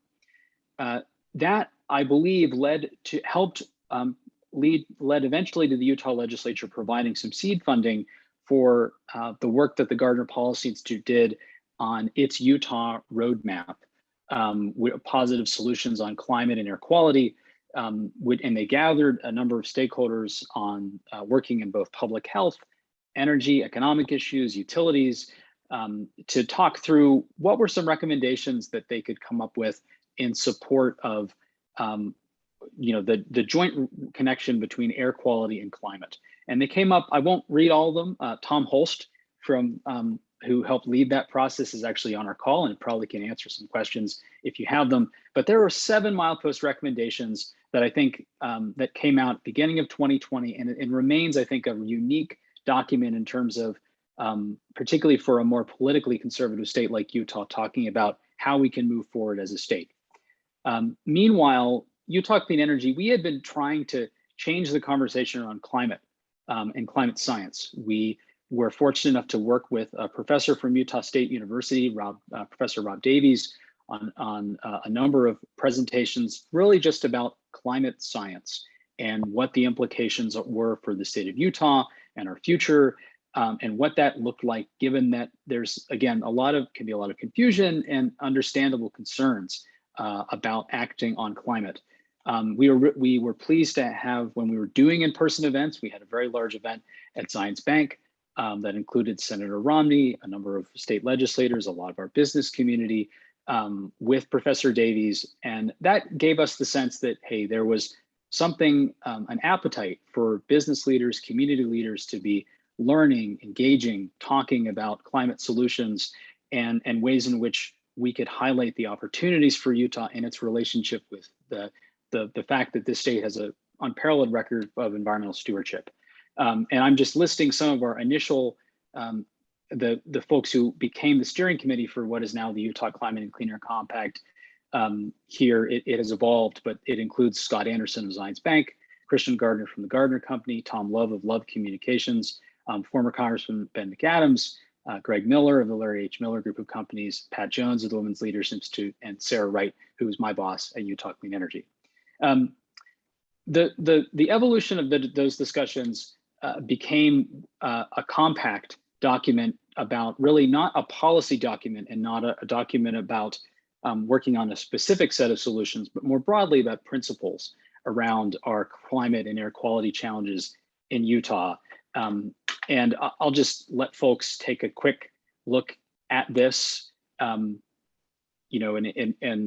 this is the preamble here, and to the compact, and in the end, it calls on our state and community leaders, members of Congress, businesses, and all Utahns to support the mileposts in the Utah Roadmap by the Gardner Policy Institute, and 6 principles around both that I listed below, which are the recognition of the implications of climate for health and well-being in the state, as well as our local air quality challenges, the relationship between solutions to climate change and air quality, whether that's reducing mobile emissions, or as Representative Ballard talked about, reducing locomotive emissions, and in other sectors. The fact that there are economic opportunities for Utah in our energy transition and in addressing our air quality challenges in terms of recruitment, but also more broadly energy innovation and technological innovation. And I'll circle back to that. An understanding among leaders that even though there's a lot of potential benefit, rural communities in our state have been our energy leaders, and they need to prosper in this transition as well. And that's a challenge that we need to take on together. And then finally, Utah is a state that's led on some challenging issues, whether that's immigration or balancing gay rights with religious liberties, and that Utah has an important role to play as a conservative state and energy state in this conversation. And so we were pleased. You can see the whole text on the website below, climateandcleanaircompact.org.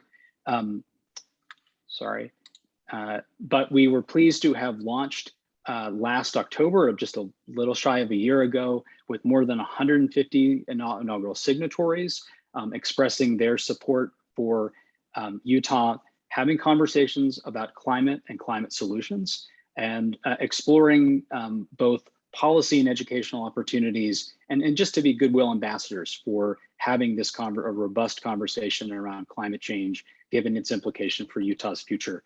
And we're just pleased to have, large businesses, small businesses, mayors, a wonderful group of bipartisan state legislators in our state legislature joining us, Congressman John Curtis, and then Congressman Ben McAdams, as well as a lot of other folks adding their names to this document to talk through, to engage in a conversation about climate solutions and energy innovation. I'll only just say briefly that it happened to be the same debate day as the vice presidential debate, October 7th last year, and Thomas Friedman joined us. He said that the compact was actually the most significant thing happening in Utah on that day. I think he may have been blowing us a little bit of smoke, but it was kind to see that anyway, and great to have Thomas Friedman as someone who's worked with members of both parties and highlighting the opportunities here around climate. We continue to have, before I mention this, we continue to have educational events, usually once a quarter. We know our leaders, they don't do a lot of work in, their major work is not necessarily in energy or climate or environmental issues, but we try to have a couple of educational forums in a virtual setting every quarter. We've done one on carbon pricing. We did one on ESG investing and move towards in capital markets towards climate issues. I think we have one on September 30th, a conversation with Congressman John Curtis and his work as part of the Conservative Climate Solutions Caucus, and now the Bipartisan Energy Storage Caucus. But I'll just say for the purpose of this conversation, we look to collaborate. We'd love to put educational information or opportunities to highlight the opportunities that Utah has within carbon sequestration, hydrogen, and energy storage. And I think that's consistent with the principle that I've shown here about re-energizing Utah. We didn't mention carbon sequestration and geological storage are not specifically called out here, but I think this is about looking at the opportunities and the expertise we have here in Utah on energy and taking advantage of that as we manage what is a massive and challenging energy transition and a climate challenge. With that, I'm happy to answer any questions. And if Rob, there's anything else about Utah Clean Energy I can chat about, happy to do that as well. Thank you, Josh. That was a great, just a great overview of some of the important things that are happening here in Utah in support of clean energy.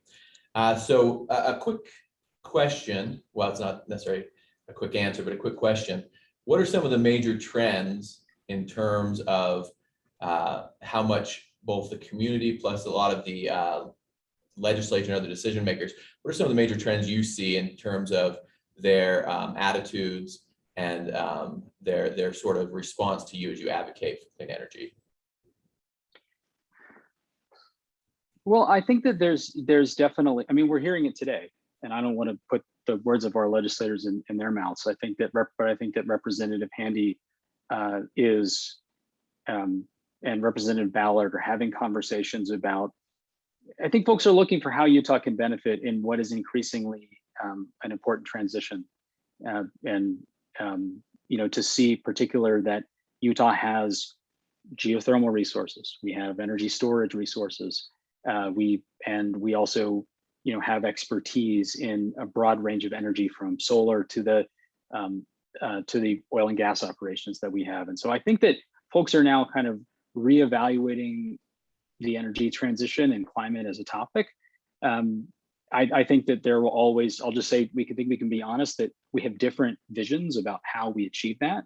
I will note that the Gardner Policy Institute hosted a discussion also around a specific type of carbon pricing, carbon fee and dividends policy, that a market-based national way of putting a price on emissions and refunding those. And there were more than, there was a large group of state legislators, current and former, who put their name on that. I think that's a barometer for some of how the attitudes are shifting. And that certainly there's been a robust conversation around passenger vehicles and electric vehicles that Rocky Mountain Power and I think Governor Cox have really paid a lot of it, put a lot of attention on, and trying to help facilitate that transition. I think that Utah's done a lot of good work there. Hey, thanks, Josh. And one additional question is Utah Clean Energy, at least, and maybe I've thought about it wrong. I've often thought about it as an organization that serves largely the Wasatch Front. And the Wasatch Front is obviously this stretch of land that kind of goes north and south of Salt Lake City, and it contains about 70% of Utah's population. But tell me a little bit about your interest and maybe ways that Utah Clean Energy may engage rural Utah in the future. Well, I think that we're, first of all, I think we're always looking to create partnerships and have an honest dialogue with folks. That's the way that my boss Sarah has done things from the beginning, and I understand that we would love to help find ways to facilitate planning and investment in our rural communities, and I think we recognize, Rob, that even that there are tremendous energy opportunities, particularly given transmission assets and the expertise that folks who have worked in mines, worked at are working in power plants have, and that's obviously highlighted in particular in Delta, but also I think we'll see the same out in the East as well. And I think that we also, I'll just say, we recognize that renewable energy and energy efficiency, I think, are great economic opportunities, and Representative Handy highlighted those, but they're not the whole picture. We need to make sure that we're investing in housing and in an industry in our rural areas and to make sure that they can thrive in this next generation. But we do have some great clean energy projects that are working there, and again, we enjoy and we'll do our best to create partnerships with folks, not just on the Wasatch Front, people who we may share agreements with, but on certain political and policy issues, but to have a conversation around climate and energy that goes beyond that. Yeah, thank you so much, Josh. I'll check real quick for any additional questions. But thanks, Josh. Really appreciate that message, and really appreciate your engagement and participation in Utah. I think Utah Clean Energy has been done some really important work for Utah. Following up on Josh, as we all know, Utah is known not just for its vibrant economy, but also it's known for its amazing environmental assets, 5 national parks, and just beautiful mountains. And Utahns obviously value both economic opportunity, but also they really value their environmental assets. And so we certainly need to talk about how we're going to be engaging our environmental community and making sure they feel comfortable with some of these new approaches to decarbonizing a lot of our industrial processes as well as our energy production. And so we'll be fortunate to hear from Debbie Sigmund, who's president of DLB Sigma Consulting, and she's one of Utah's leading environmental advocates and problem solvers, and she'll be discussing effectively engaging Utah's environmental community. Debbie. Thank you so much, Rob, and everyone for tuning in and making this possible. This is an exciting happening. Are you all able to see my screen? Yeah, I'm looking at faces. Thank you. Thank you for that thumbs up. Give me 1 second. Very good. All right. So my background actually starts with a degree in science. My PhD is in biology, and I've maintained connection with the science community and an interest in in science and engineering and the research that goes into it, as well as just the pure thought process. I'm still married to an academic researcher, but I've spent almost 15 years in environmental advocacy. But lately I have also begun to train in order to serve as a mediator for the Utah court system. And so weaving all of those together and then trying to honor what scored me an invitation to be able to be with you here today. The working title of my invited talk is something like Engaging the Environmental Community.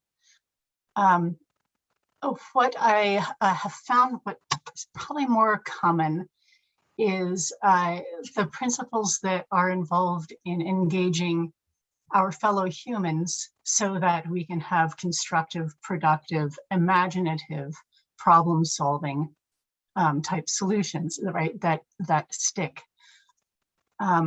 So in order to do that, what's going to happen, and fair warning, might give some of you flashbacks, might feel like you are in being dragged to outer space.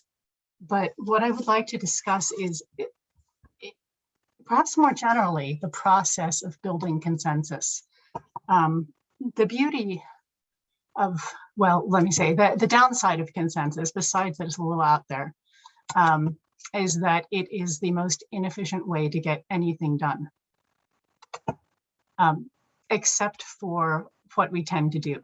Now, I'm super privileged to be following up Josh and his description of the Utah Compact. That's one of these great wins that has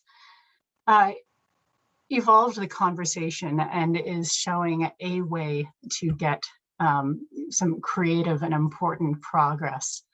But in general, what ends up happening is you'll have a headline like yesterday's.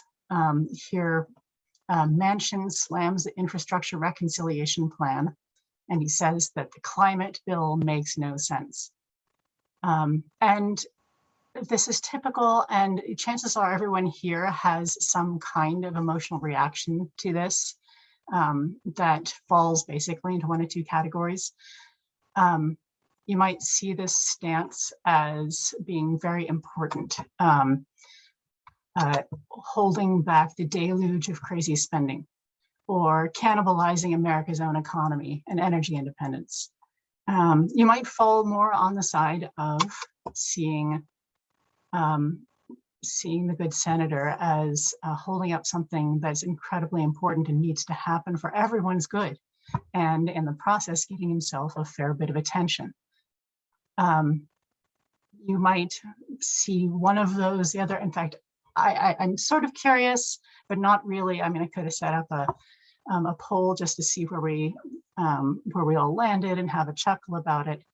But in addition to either of those, what is happening is that we've got another day and another major crucial policy decision where a lot of people's futures are hanging in the balance, and it's being given the circular firing squad treatment.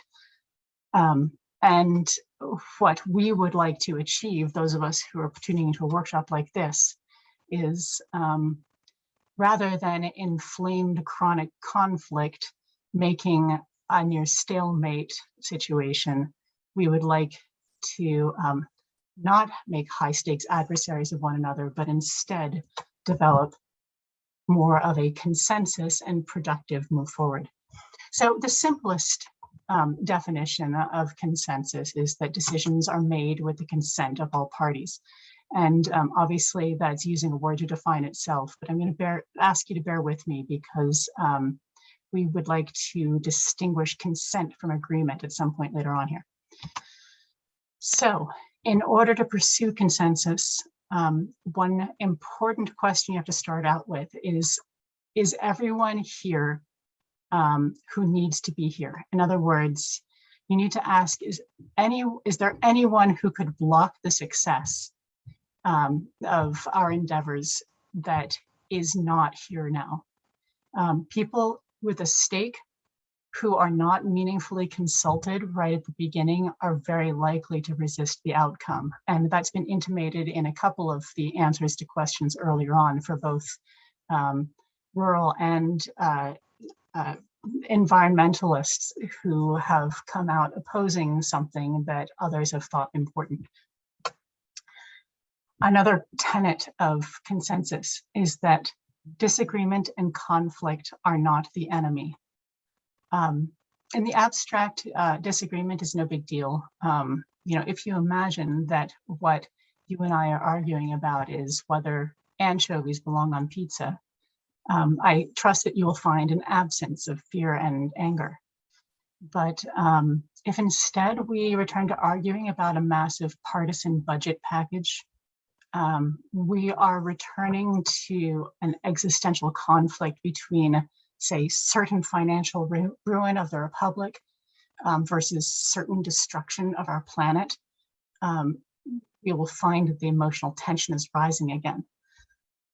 Now, this is probably the meat of what I would want to bring forward for us to discuss going forward. And it's this, humans are emotional creatures. We are social creatures. What we do is band together in the face of a threat. And doing that has been with us as long as opposable thumbs. As an outgrowth of this, we form identities and we form beliefs to strengthen our social bonds in the face of danger. And nowadays, with our overgrown brains, we collect rational arguments to support those identities and beliefs. Now, if what we choose to do is not to react to conflict as if it is a T-Rex or a barbarian attack, what we have to learn to do is speak directly to that sense of threat, describe our feelings about it, if you will, and talk about how the threat feels like a personal attack or attack on our loved ones. So I guess back to the point, if disagreement isn't the enemy is our tendency to skip over the respect that is due to our emotional nature. And when we skip over that, we don't pay that respect. We allow our emotions to drive us to loathe the people that we disagree with. Okay, next 10. Oh, I see that I am going close to over. I have a shortcut very soon to the end. Okay, in the consent building process, dissent needs to be identified and addressed along the way, instead of, if possible, waiting and finding out that you missed something huge and having it blow up in the 11th hour, say on Congress floor. Recalling the axiom that excluded parties might come back to bite you. By that same token, included parties who are consulted, but then lose faith that their dissent has a place, will also very likely resist the outcome. So resolving disagreements along the way is an active process. So participants need the power to declare that when something is a deal breaker. In identifying that and exploring it, we may discover acceptable conditions.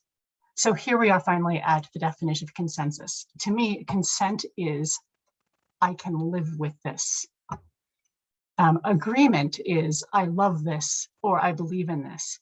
All that we are looking for in consensus is for everybody to actively believe that they can live with the outcome and thus retain ownership of the outcome and therefore not oppose it later on. Okay, and last important word here, consensus depends on good faith participation. So, any party may have interests that conflict with a successful collaborative outcome. Obviously, we don't want to be swimming upstream of that. But more importantly, to reiterate the earlier point that when your emotions are escalated, people question the good faith of their adversaries. They will see their opponents as having ulterior, self-serving, or even loathsome motives. Okay, here's where I skip through my little example. Hooray, a good thing happened once. Boo, a bad thing is happening. But in terms of what's in front of us, there are climate-minded organizations that carry the belief that in the desperate race to stave off the worst effects of climate disruption, traditional fossil energy is incapable of acting in good faith. Having your motives knocked is one of the biggest insults there is. And if you are somebody in an industry and you have experienced having an angry environmentalist direct an argument like one of these towards you, you no doubt carry some amount of injury from it. What I would like to offer here is that it is possible to take a deep breath. Remember your own humanity, remember the humanity of your opponent, and maybe do the anchovies on pizza meditation. If we treat the complaint as a request, are you able to see? Are you able to see this? Right. Yes. Back up. Okay, super. And I want you back up there. Okay, here in the body of a website by Client Earth is one specific complaint that carbon capture and storage does not avoid methane emissions upstream, right? And emissions may actually increase due to additional energy required to run CCS technology. I've read that upstream methane is probably not a deal breaker to a crowd like this. We would consider it an interesting concept that should go into the overall roadmap. Likewise, additional energy required. Where will that come from? How will we account for that? Is an interesting question, and we would be glad that it was brought to light. So the bottom line is that what separates us from the benefits of these useful insights, and what separates us from the benefits of the buy-in from more of these people who would oppose us, is the emotional injury and the loss of trust. And through very concerted, fearless, difficult communication and outreach, we can remedy, we can build consensus. So I think what it is, hippie, exasperating, that's my talk. And if there were any time, I'd be really curious to hear your reactions, which may or may not be questions. So thank you very much for this opportunity. Hey, thank you so much, Debbie. There actually is a few minutes for questions, and I did have one question just to kick it off. You mentioned that a lot of environmentalists are skeptical about some of these technologies, in particular carbon capture and sequestration. What are the key things you think are needed and need to be maybe produced to overcome that skepticism? Is it data? Or what are the key elements of resolving those doubts? Look, data never hurts. But what I have discovered through seeing a lot of people in appeals courts and domestic disputes arguing is that it is not the idea that is causing the miscommunication. The miscommunication comes from that the world that they both lived in at some point split, and they're no longer living in the same world. And the engagement itself is what brings the possibility of communicating again. Because if you're arguing data to opposing data, like Lincoln Douglas style, you're not addressing why they're not listening to each other. You need to find out what emotionally is blocking somebody from being able to hear you as a good faith provider of information. And I suppose that unfortunately is the fallacy that we all live in of, what people need is to be better educated, because the implication there is that if they knew what I knew, then they would feel what I feel. Or conversely, if they felt what I feel, why aren't they believing and doing what I think they should? This is what I mean by onerous. I don't see any way around personal engagement wherever we can find it. And obviously not every tyrant, not every hater can be spoken to door, but we can find leaders and we can find thought influencers and respectfully not summon them, but go to them the way that you would want to be respectfully approached if, you know, if you had felt like you had been affronted at some point. Yeah, thank you, Deborah. And then one of the really positive trends I've seen, at least I think it's a really positive trend in the energy and industrial sectors, is doing a full life cycle analysis of carbon emissions. Mm-hmm. So it is a fallacy that, you know, solar energy or wind energy don't produce any carbon emissions. A lot of the inputs that go into different technologies, photovoltaics or solar wind, come from mining rare earth minerals, from metal mining, and all these things have a carbon emissions related to them. So I do think there is a sort of a great trend that's happening right now, which is in all these industrial processes and ways of producing energy, we're looking at sort of comparing, instead of apples and oranges, comparing apples and apples by looking at the carbon emissions over a total life cycle. And there is one more question. Representative Ballard, I had her hand raised, I noticed. And did you want to ask Debbie a question, Representative Ballard?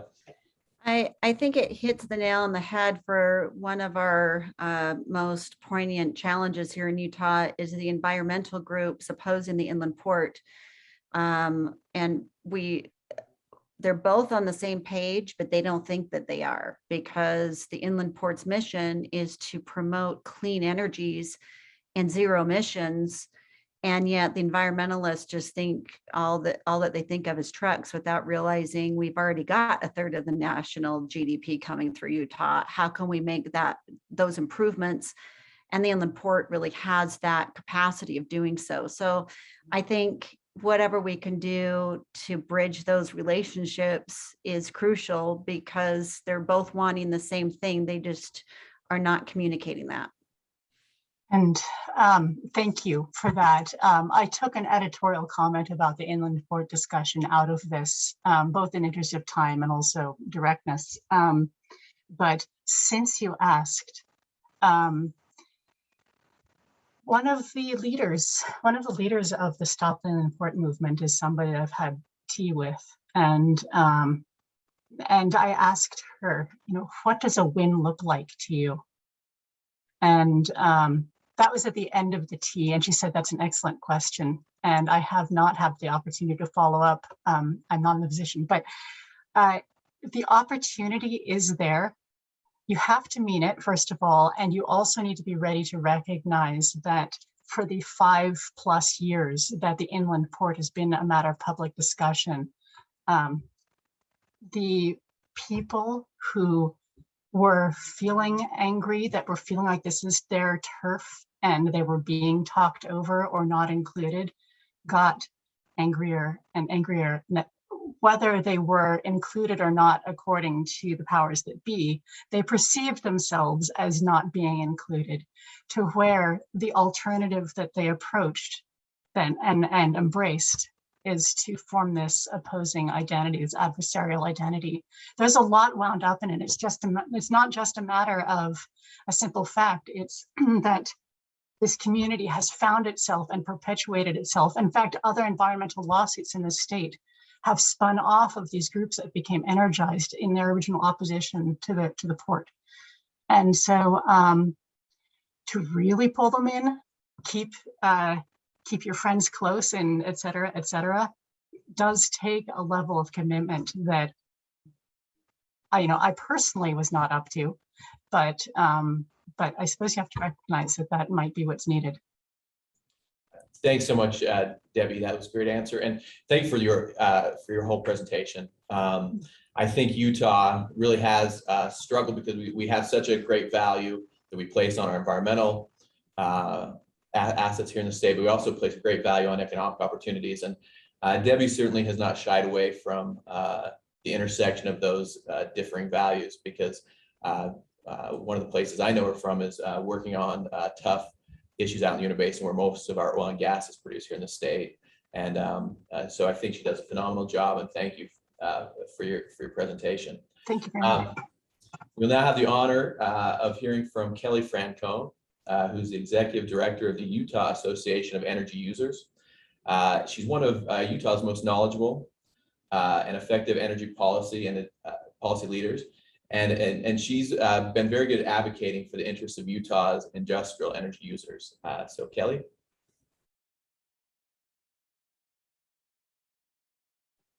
Thank you, Rob. Good afternoon. I do appreciate being asked to participate today on behalf of the Utah Association of Energy Users. UAE is a trade association for those of us who don't know of us, and we operate under the umbrella of Energy Strategies.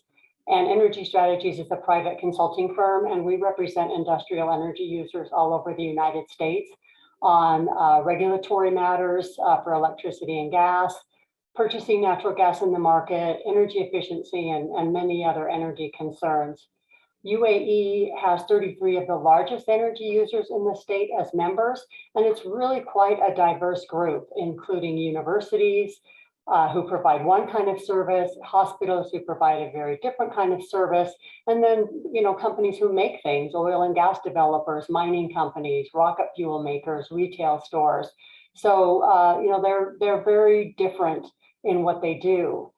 We've been representing industrial and large commercial customers for over 35 years, and we represent them in front of the Utah Public Service Commission on regulatory matters for electricity and natural gas, and also in front of the Utah legislature on issues that would impact industrial customers, whether it be energy, climate, environmental, etc.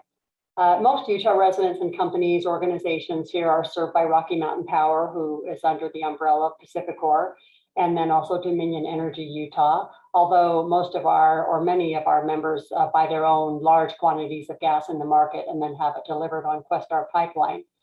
And like I said, as they have very unique operations, they still share that one common goal, which has never changed, which is the need for reliable, affordable gas and electricity. However, I would say those priorities are closely matched today by the desire or even the business need to reduce their greenhouse gas emissions and water usage as well, for those who use quite a bit of water. For industrial energy users, there are a number of challenges and opportunities to get there. Utah state energy policy is an all-in approach, and that includes many types of energy, including coal and natural gas, solar, wind, geothermal, etc. And the inclusion of coal going forward is contrary to state policies of really most of the other states surrounding us in the West. Utah is one of just a few states in the West that does not have a mandated renewable portfolio standard. And Oregon, California, and Washington, and that's also where PacifiCorp operates, they have very aggressive RPS standards and also laws that require the elimination of energy generated by coal to be delivered or generated in their states by certain times in this decade. Also, those three states are looking at planning a future without using natural gas. Utah is not on that course. In fact, under Representative Handy, during its 2021 session, the Utah legislature passed a bill that bans cities and counties from prohibiting the use of natural gas as an energy source in current buildings or facilities or future new buildings.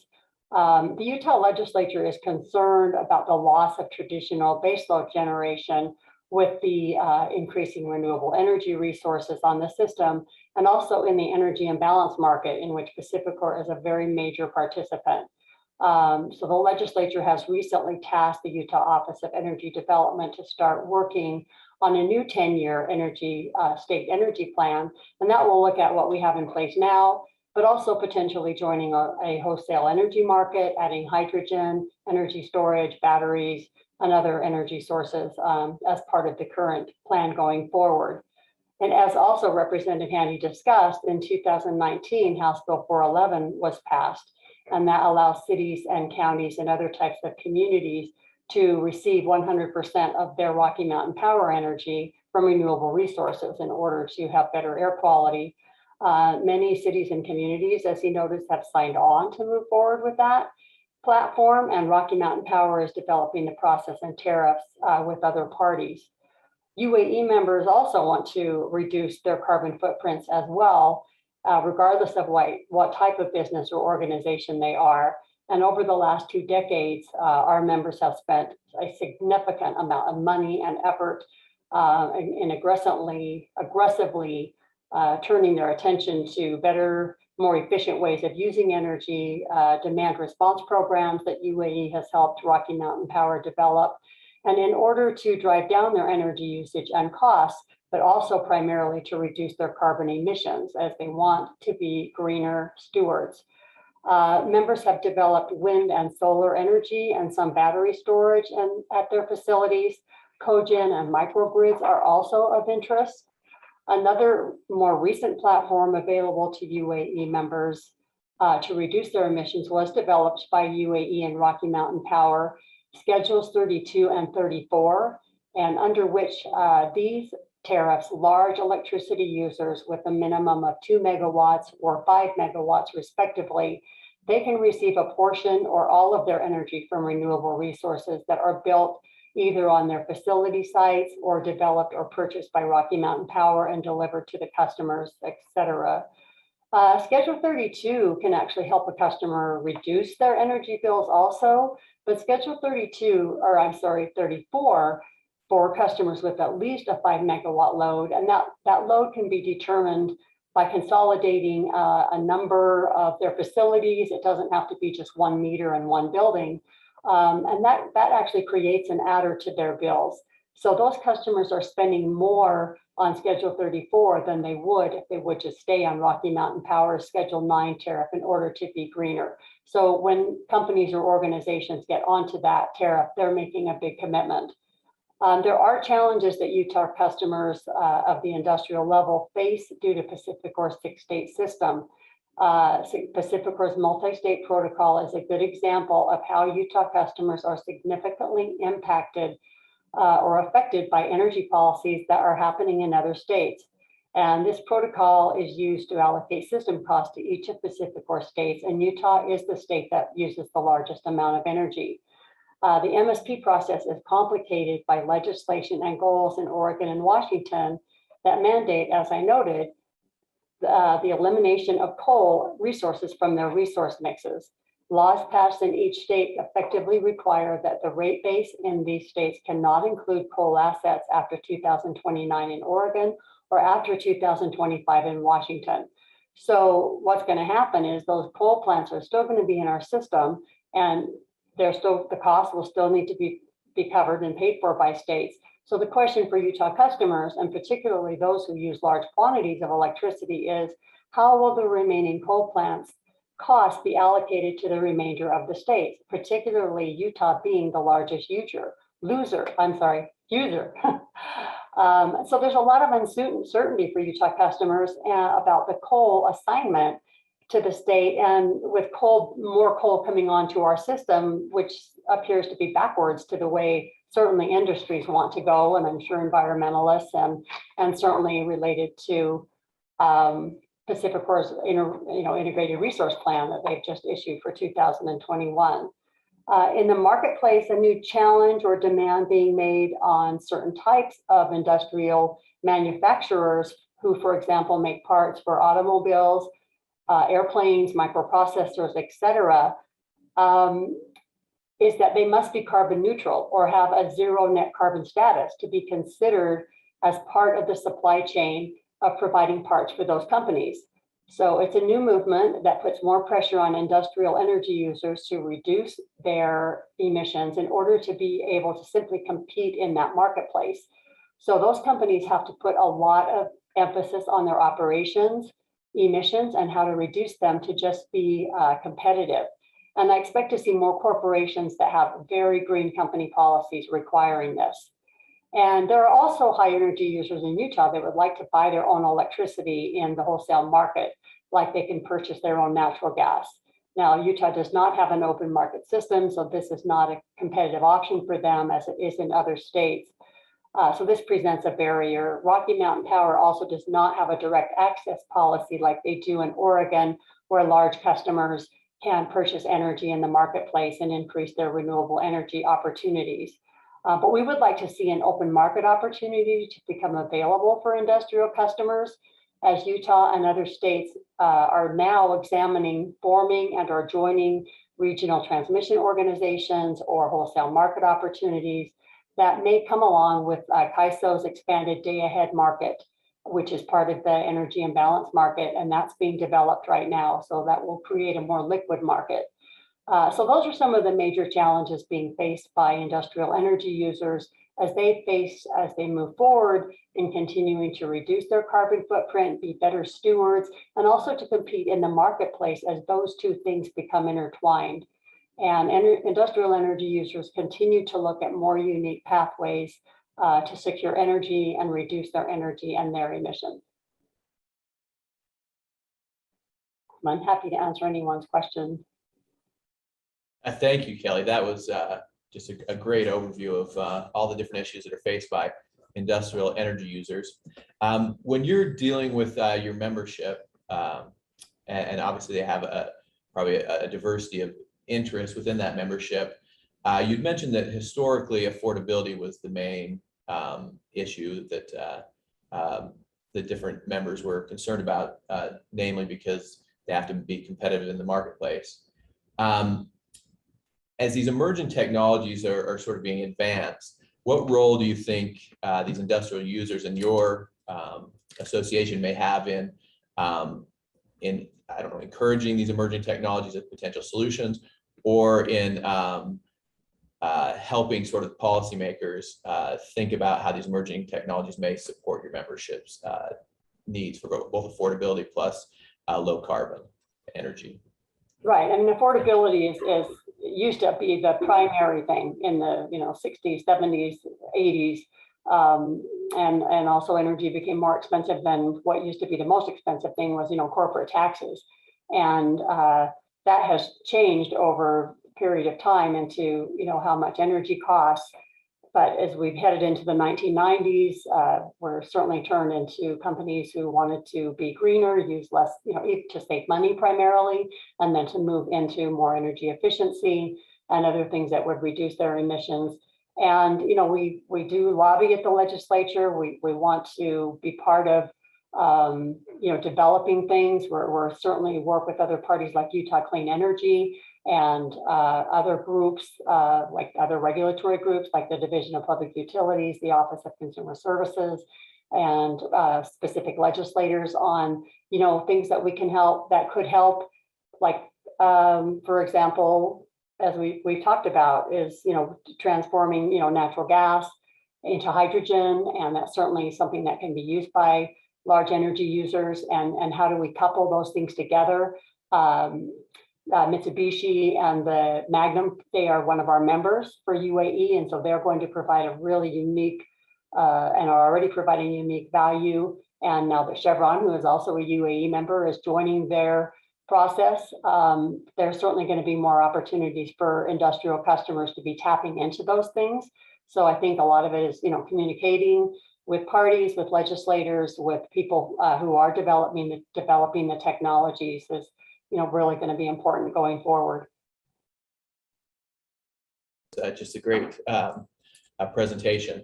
And one of the interesting aspects, I think, of some of these emerging technologies and getting them into the marketplace, like carbon sequestration, hydrogen, biofuels, and geothermal, is they may provide a pathway for making Utah more of an open market. As Kelly mentioned, some of the main utilities, especially PacifiCorp, Rocky Mountain Power, have a lot of marketplace power, and so sometimes there isn't a pathway for a more open market. But these, just a thought for everybody, is that these new technologies may provide a pathway forward. So thank you so much, Kelly. And now we'll turn to our state's leading expert on state regulation of oil and gas. So we'll be privileged to hear from Director John Baza. He leads the Division of Oil, Gas, and Mining here in Utah. And he'll be talking about the challenges and opportunities for state regulation of carbon sequestration. Thanks, Rob. Hey, I really appreciate being part of this group today. I think it's an important topic, and it's certainly timely that we address some of these things because of all of the social pressure that's being put on, managing carbon and climate change and things like that. I guess I would start out by saying that some people think that underground injection of CO2 is some recently developed process, and it's not. Chronologically, the idea of injecting CO2 underground has been around for a long time. But it's certainly evident that the policy landscape has changed a lot recently. Even here in Utah, we've had CO2 enhanced oil recovery at least since the 1980s and maybe even earlier. I know Dr. McPherson talked about the Aneth field a little bit, and that's probably one of the oldest fields in Utah. And again, that has had CO2 injection going on there since, I know, the mid 1980s. It was a few years ago that US EPA, in recognizing the need for effective regulation of underground injection of carbon or underground injection of CO2, established processes for a new class of injection well. It was called Class 6 injection, and it was specifically related to carbon dioxide. There are 5 other classes of injection, underground injection wells. We here in the Division of Oil, Gas, and Mining have primary responsibility to regulate Class 2, which is liquid products from the oil and gas industries.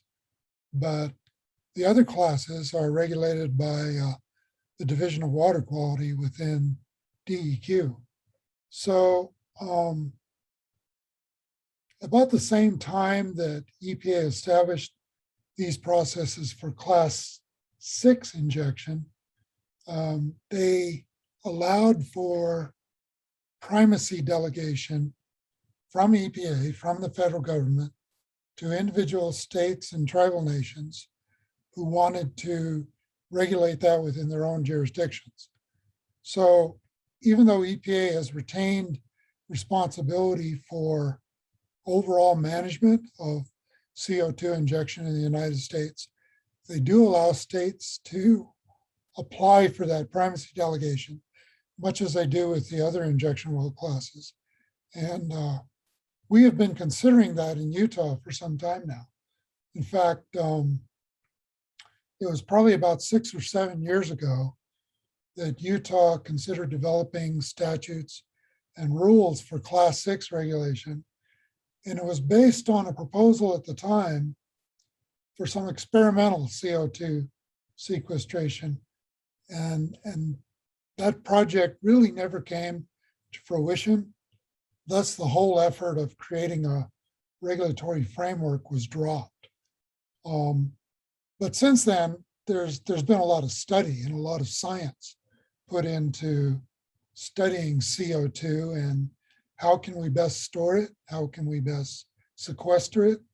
And I'm referring to studies that have already been mentioned today by EGI, University of Utah, the various partnerships, and our own Utah Geological Survey. And they've been doing work over the years to try to characterize where are the potential underground reservoirs for this CO2 storage in Utah. And primarily we've seen that the opportunities for that are either in deep saline aquifers. These are aquifers that are non-potable with water, or utilization in oil and gas enhanced oil recovery projects. There's been a lot of recent interest, and you've heard about some of those projects today that have developed to conduct CO2 storage as part of other resource developments, such as hydrogen recovery.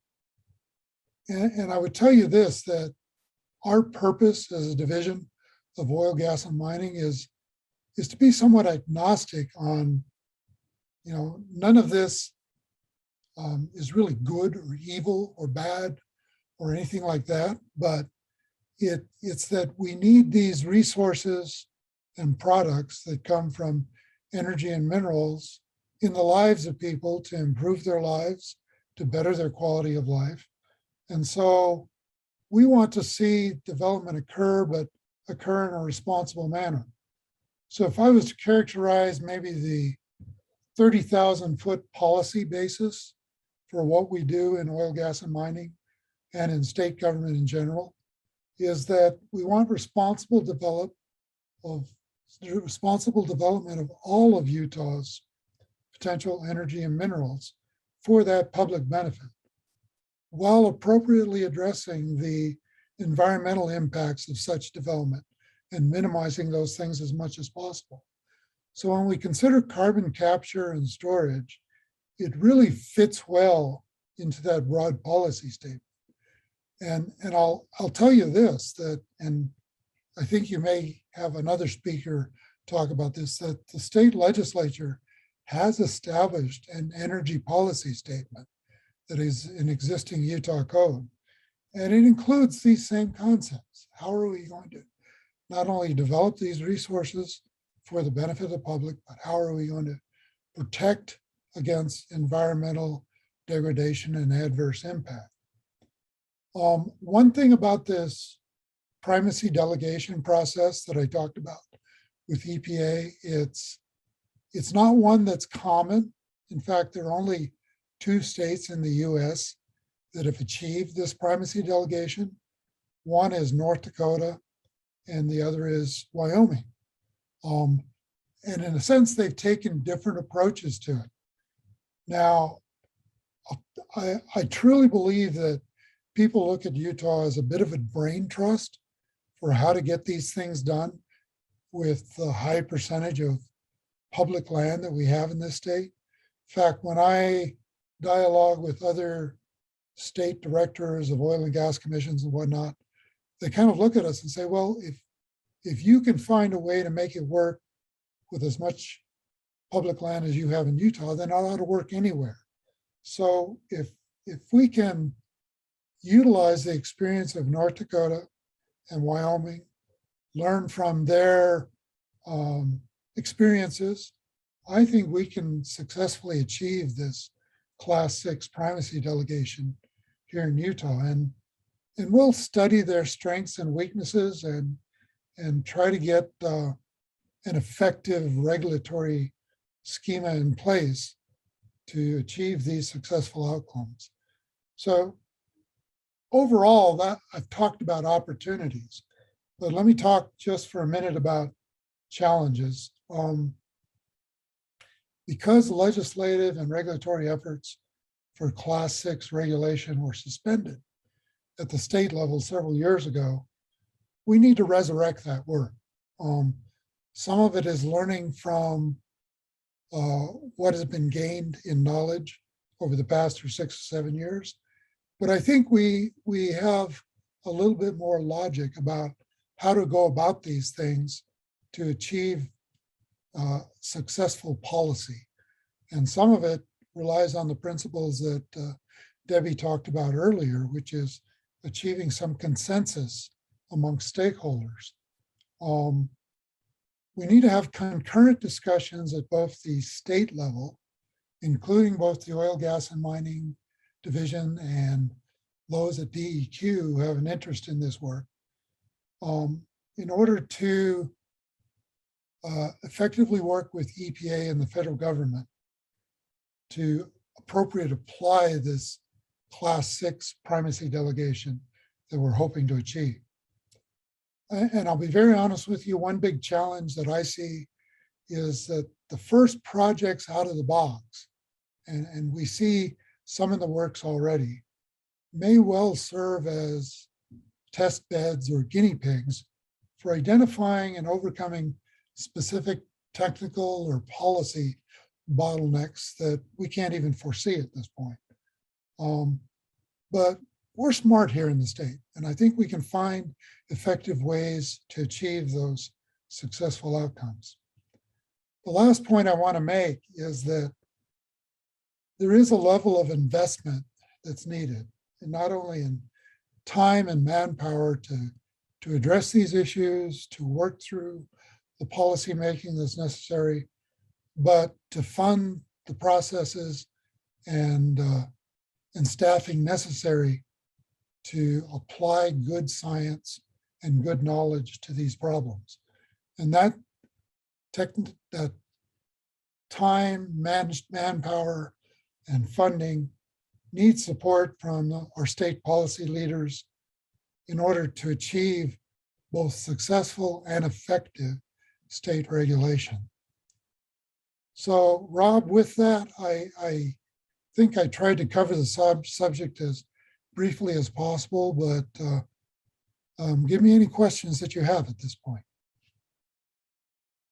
Much, Director Baza. I've had the privilege of working with Director Baza over the years, and he just has been a fantastic leader for Utah in smart and efficient and effective regulation of our different energy mining activities. So one question I have for you, Director Baza, is for carbon sequestration regulation, as you mentioned, the Division of Oil, Gas, and Mining that you lead is already regulating enhanced oil recovery with carbon dioxide. But for deep geologic sequestration, are there any policy models that you would look to, such as regulating natural gas storage, or what would be some of the regulatory models you might look to? I think natural gas storage or underground storage, for example, in salt caverns, is a good case study to look at. In a sense that we've had to work through those collaborative processes, through the regulations that DEQ puts in place and the ones that we have, and maybe create a hybrid system to look at the underground storage in those salt caverns or natural gas storage environments and say, how can we apply the knowledge gained there to CO2 sequestration in deep saline aquifers? I think Dr. McPherson brought up some great points about what happens to the CO2 when it gets underground. And that's something that, since there's not a lot of it that has actually occurred in the United States, we're going to have to take a careful look at that, because there are things like long-term liabilities of that storage or potential leakage that could occur over time from these underground reservoirs that have not been, experience hasn't shown us what's going to happen in those cases. But we do have some analogies, as you've mentioned, and natural gas storage is a good case study to follow in terms of how we address future underground storage of CO2. Thank you, Director Baza.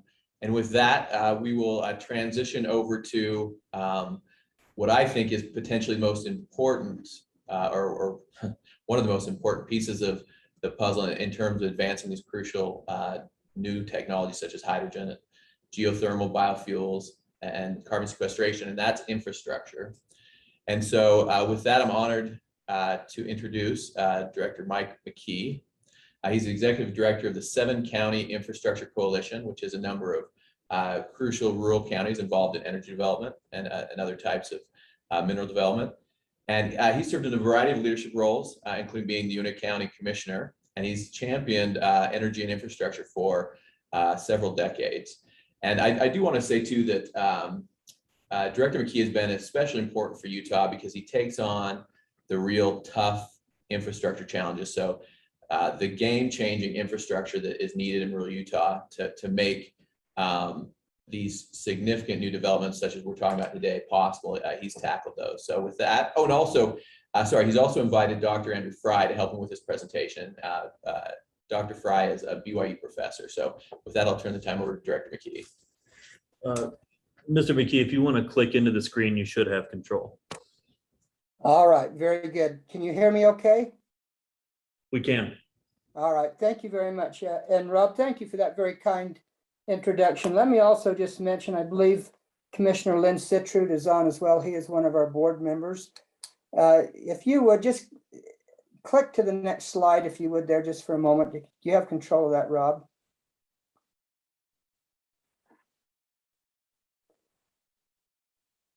I don't know if you can control that or not. If not, let me see if I can. Well, there we go. Let me just mention, as was mentioned, I'm the executive director of 7 County Infrastructure Coalition.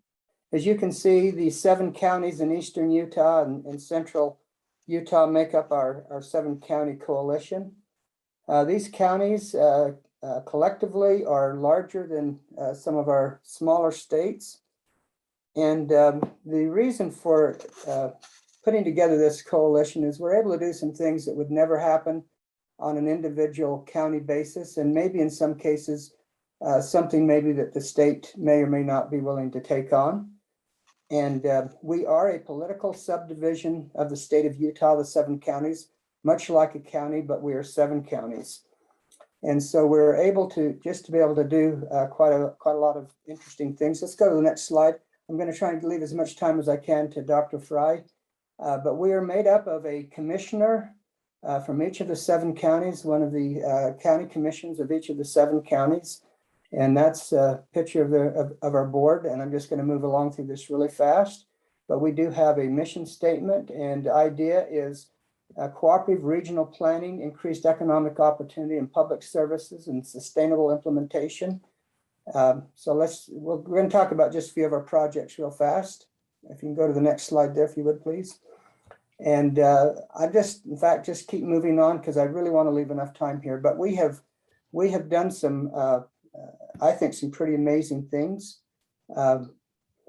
We've been able to secure some money to do an EIS. It would be put a north-south road going down eastern Utah that would connect into I-70.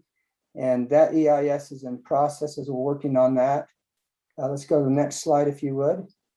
We're also working on a railway. This will be the largest railway built in the United States, probably in 30-something years.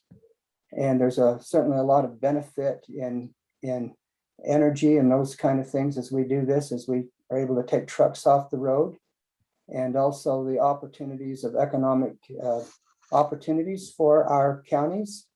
You can see $100 million there in that little blue box there, kind of on the right side. $100 million of taxes that can come into our state as we're able to do these things. Job creation. We're involved in broadband. We're involved in just a number of different projects that benefit our area. I really appreciate our 7 county board. These commissioners, they understand the rural lifestyle. They understand what is going on in our communities, and they understand the importance of our conventional energy. They also recognize transitions and what we're going to need as we move forward into the future, and bridging those gaps and all those things that move with that. But I do have to say the traditional energy is important to our communities, and it's important that we, that I believe, as our governors have said, kind of an all of the above approach. Let's go to the next slide if we can. Just a moment there. One of the things that we found to be very successful has been collaboration and working with a lot of partners. And so we're able to, and I'm sorry about this phone, but we're able to reach across to different entities, and so able to attract a lot of private capital. In the building of the rail, we believe there will be $1.5 billion of private capital that will be put together in helping with that. We've been able to have some very good and productive discussions and collaborations and MOU and partnerships with the Ute tribe, with Drexel Hamilton, private partner, Rio Grande Pacific. Let's go to the next slide if we can real quick. Also, San Juan County, to the south, one of our members is Willie Gray Eyes and represents San Juan County. Also a Navajo member, and has brought some things forward to us. It's important. It's relating to infrastructure and to be able to help with transportation and water projects. And recognizing that about 1 out of 4 Navajo homes do not have running water in their homes. And so our idea is in working closely in partnership with the federal government, helping with some planning to help resolve some of those issues. Let's go to the next slide, please. This is the drinking water I was talking about. The other slide just prior to that was in some transportation needs that's causing some real problems down there, not being able to have sufficient transportation. Next slide, please. And I think at this point, what I'd like to do so that we have enough time, I'd like to turn the time over to Dr. Fry. There's a research center, and again, Commissioner Citrud from Emery County is, I believe, on the line. And their commissioners have been extremely engaged along with the 7-county coalition in doing some things that we believe really fit the mission and the kind of things that this discussion's been about today. And so Dr. Fry, let's turn the time to you. Thank you. All right, thank you. Can I be able to share the screen a little bit? Absolutely, give me just 1 second. Great.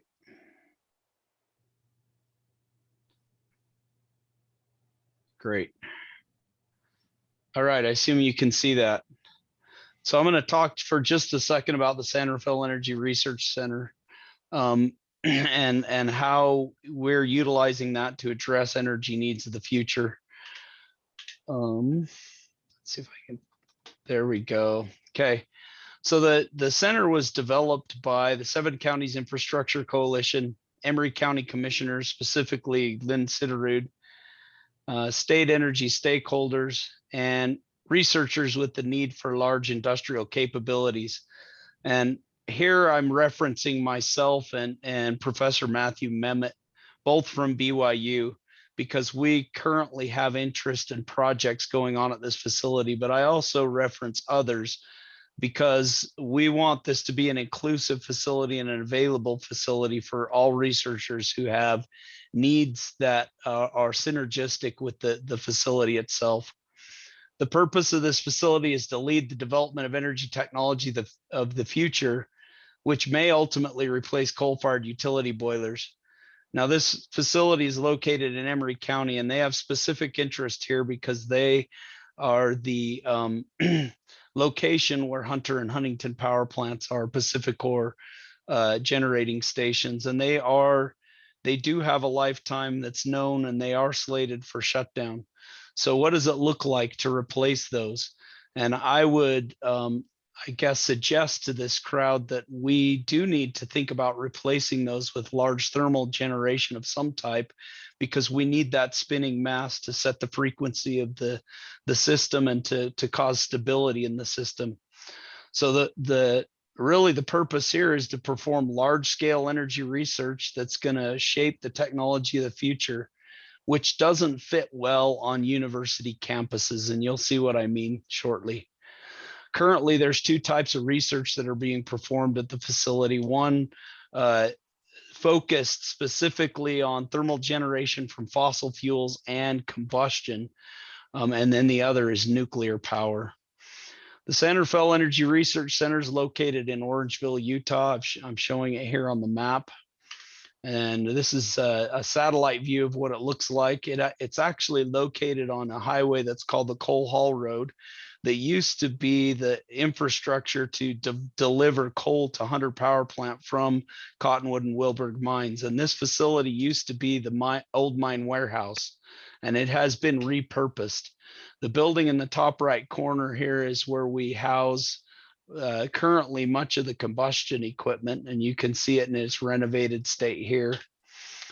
This particular facility is called the L1500. It was developed at the University of Utah in the mid-1990s, and it has been exercised over its lifetime and leveraged against on the order of $30 to $35 million of federal funding to determine how to make fossil fuel combustion and utilization for power production cleaner.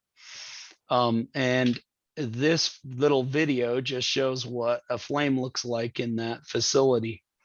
This facility has been moved to the Sanderfell Energy Research Center, and is currently being leveraged against several projects. The work that is funded currently and is ongoing are industrial collaborations to support fuel switching. And the majority of that is switching away from coal to renewable type biomass fuels. Doing that isn't a trivial endeavor. It can cause significant problems in a combustion system. So anyone who switches to new fuels or blends fuels has to do testing to understand that system. And this facility is well on its way to becoming an important location within the world community to do that kind of testing. We've done 3 programs in 2021. We're also working currently on demonstrating that we can co-fire biomass with coal in large utility boilers. That much of that testing culminated in a demonstration at Hunter Power Plant in 2019, and further testing is going on at this facility. One of the most exciting programs that we have going on right now is looking forward to the future. What do power plants look like? How do we leverage advanced technologies to make them much more efficient? And it's pretty well understood that power plants of the future that include thermal generation with any source, whether it be nuclear, geothermal, fossil fuel of any type, will likely contain supercritical CO2 Brayton cycles instead of water Rankine cycles. And we have a DOE funded program to build essentially a pilot scale demonstration of a supercritical CO2 power generator utilizing coal. Some of the proposed work that we have out is leveraging some of that same supercritical CO2 equipment that's currently being installed to demonstrate at pilot scale hydrogen combustion with supercritical CO2 power generation, and also looking at reducing emission from flares through an ARPA-E program called Reduce Emissions of Methane Every Day of the Year. We also intend to do work where we provide heat to the nuclear certification testing and potentially develop a gasification hardware test bed. And there are many other technologies that we're interested in. Now, I'm the combustion guy, but I'm going to describe to you what Matt Memmott has going on with respect to nuclear. He utilizes, or his technology is going to utilize the other building on this property, which is currently being significantly renovated for its purposes.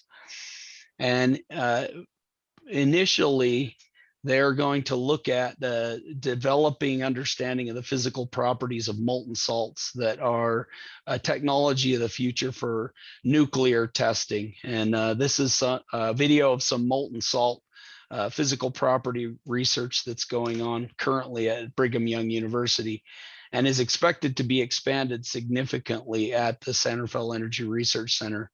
Current funded work are lithium purification for fuel fabrication. This is funded by Alpha Tech Research Group. And then a molten salt called FLIBE purification, and this is funded by Kairos Power. Matt and company have also proposed significant work to happen at this facility, including molten salt reactor fission product separation, and then the coupling of the supercritical CO2 turbo machinery with a nuclear arc reactor.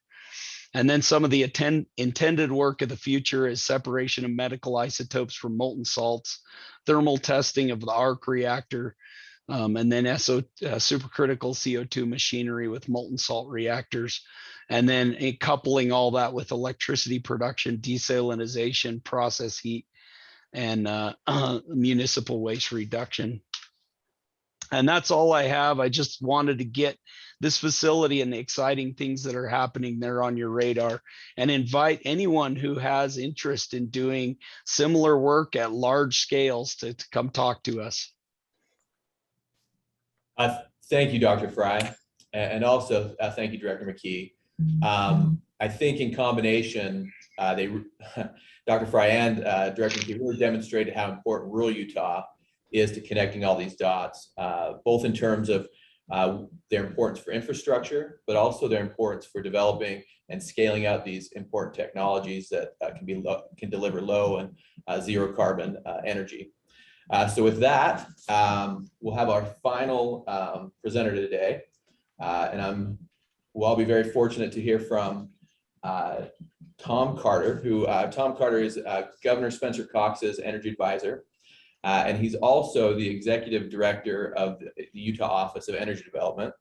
And Director Carter will be speaking about Governor Cox's energy policy priorities, as well as how technology fits into meeting some of those goals that the state has set and that Governor Cox's administration has set.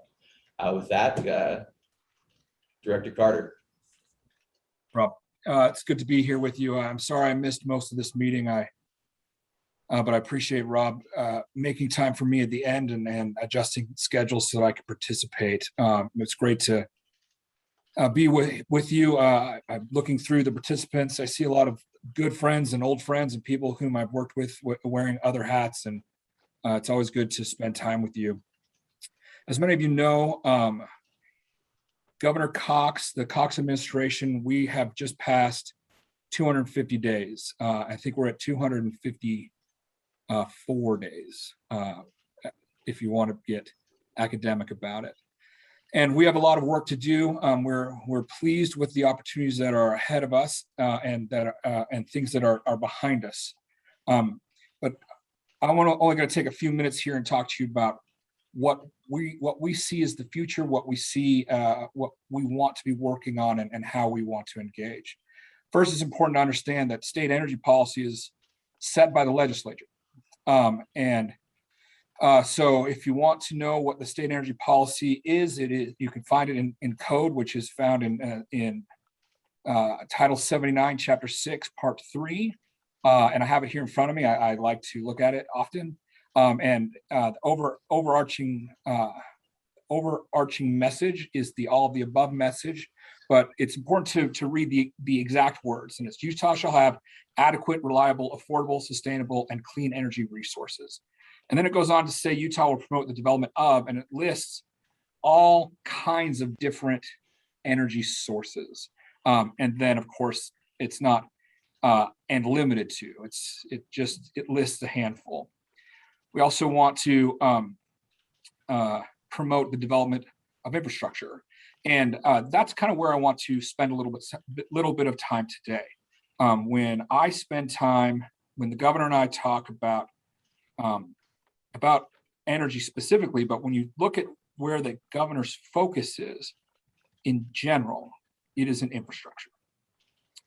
When we talk about how we can be successful short-term and long-term in energy and energy development, the message is continually infrastructure. And so what we are looking at, what we are focused on, what we are thinking about is what are the next plays in infrastructure and how can we engage in a thoughtful process. Everybody loves to talk about generation. Generation is cool, it's interesting, it's sexy, it's what gets a lot of people up at night, keeps a lot of people up at night, gets them up in the morning to go to work to figure out, how can we shift to generation? And that's great. There are a lot of smart people working on that. I am not that smart, and I'm going to leave it to the smarties to focus on generation. Where our focus is and will continue to be is on transmission. One of the things we like to say, Jeff Peterson over at the Rural Co-ops has said this, and I've told him that I'm going to steal it, and I've stolen it multiple times, and eventually I'm just going to stop referencing that he said it to me first, is that energy is useless, but power is valuable. And the only way to turn energy into power is through transmission, or at least through understanding kind of how to make that move. And so a lot of things can produce energy, but power is what gives you that light or your heat or your cool or those other opportunities. And so we produced a paper here in a partnership with Energy Strategies that talks about where we are with transmission. We're in a good place with transmission now, but in 5 years, we'll be in a lot of trouble. And in working with our partners at Dogum, partners with Plipco, our partners throughout the state, we know that if we want to expand our transmission so that there can be new generations, there can be different generations, so that we can be able to assist in the electrification of a lot of opportunities and options, we need more transmission. We need harder lines. We need opportunities for distribution as well. And in a public land state, that becomes quite difficult. Additionally, and I'm just going to be really blunt, and those of you who know me really well know that it's kind of my biggest, the albatross around my neck is my bluntness. The governor tends to be agnostic when it comes to generation, but he's not agnostic when it comes to jobs. And so when we start talking about opportunities to switch through generation, he always wants to discuss what that means for workforce and workforce development. And so we are having conversations here in my office with DWS, with GO, Utah, with other agencies to say, let's be genuine and sincere when we talk about these things. The final thing is, and I'm just going to reference my friend John Baza as it relates to Dogum.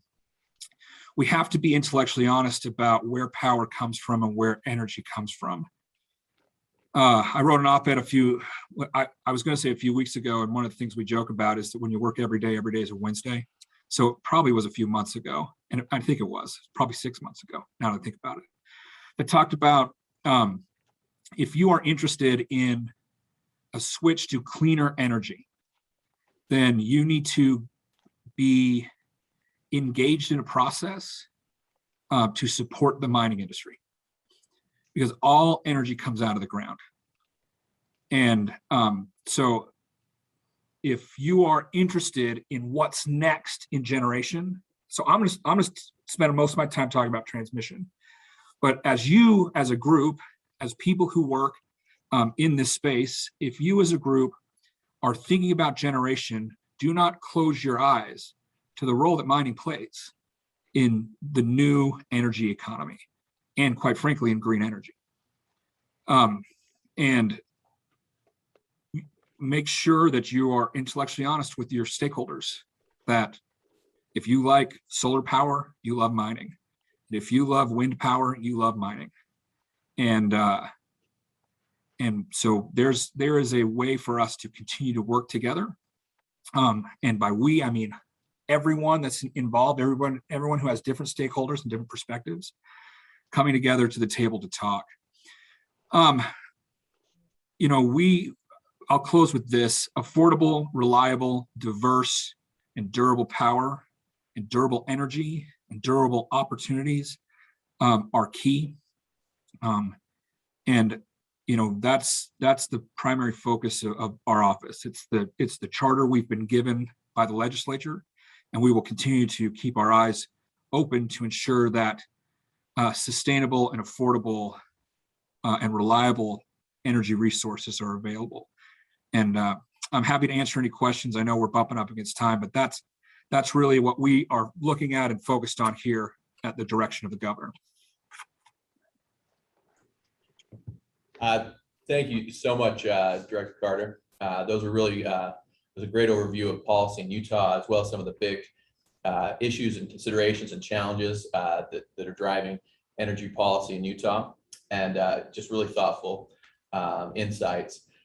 So I'm looking for the questions, but the main question I think our participants have is, how does the governor in your office look at emerging technologies, and do you feel like emerging technologies should just figure themselves out in the marketplace, or do they sometimes deserve some support from policymakers?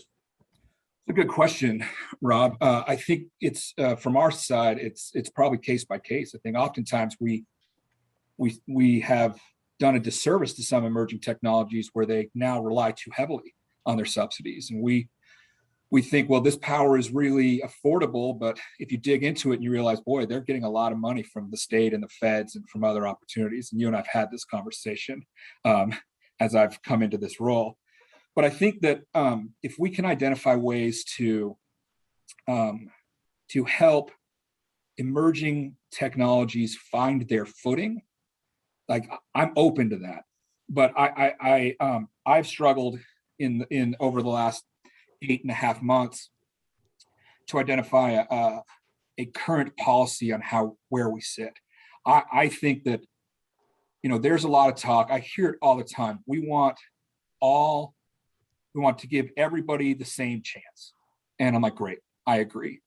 But oftentimes giving everybody the same chance means giving everybody different resources, right? I can't give, people would lose their mind if I gave the same kind of financial opportunities to older or more traditional or fossil-based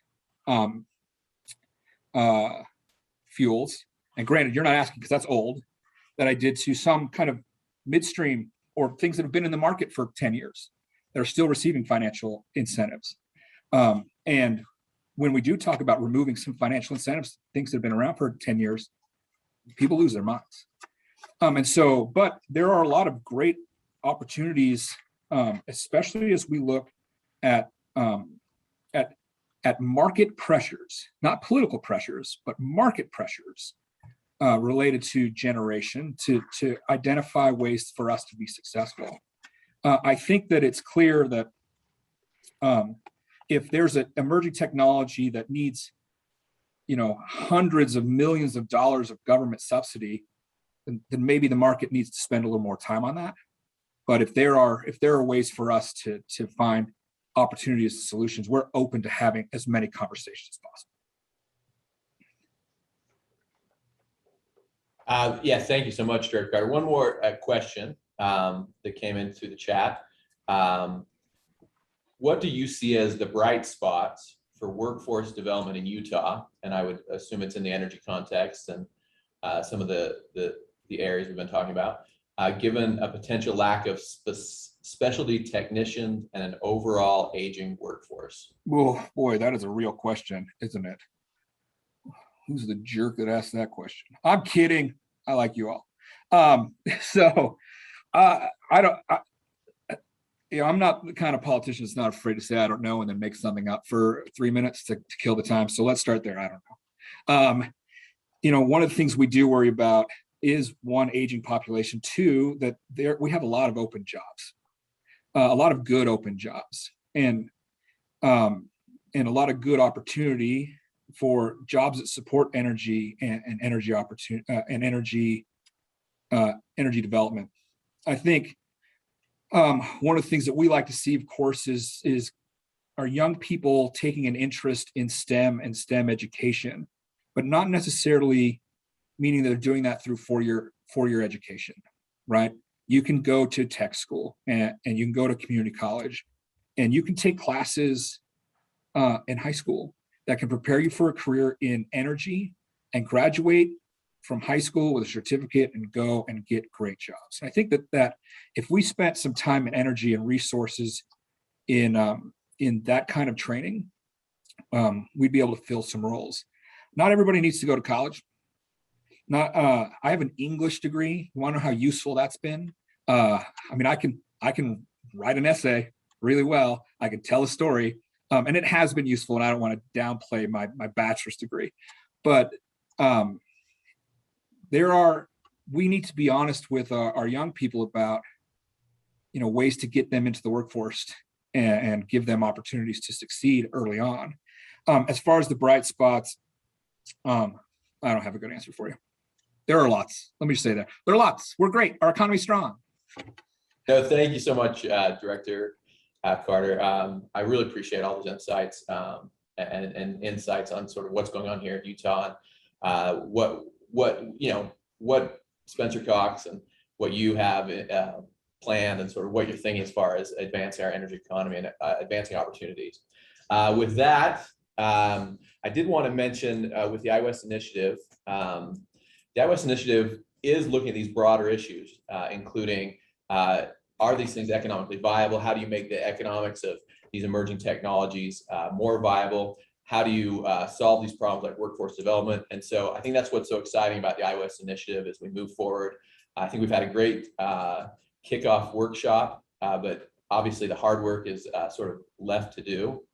And now it's up to sort of roll up our sleeves and really figure out how to put all these different pieces of the puzzle together and connect all the dots so we can make sure that we can deploy a lot of these new technologies. And one thing that's really exciting, just building on what Director Carter said, is many of these emerging technologies, I would say most of them, in terms of the types of opportunities that carbon sequestration is bringing, and hydrogen and biofuels and geothermal, are new opportunities, creating new jobs and new economic development.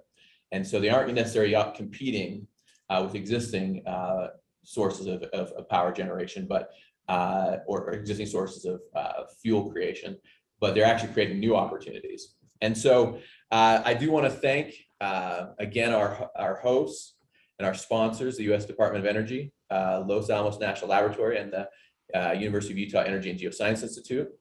I also like to thank all our speakers. I know I learned a lot for a great overview of Utah's unique landscape, both its resources and opportunities for advancing carbon neutral carbon storage, hydrogen, geothermal, and biofuel technologies. And honestly, I've been given a lot personally to think about. I hope each one of you have also been given a lot of food for thought. And also I've been given a lot of reasons for optimism, and I hope the same is true for all of you. And of course, I want to thank all of you who attended this meeting today, and have a great rest of your day. Thanks. Rob, thank you so much for organizing, coordinating, moderating, just fabulous agenda today. And thanks to everyone who spoke, but huge thank you to you, Rob, for making this happen. For everybody who didn't know. Thanks, Dr. Yeah. Thank you, Rob. Thank you, everyone.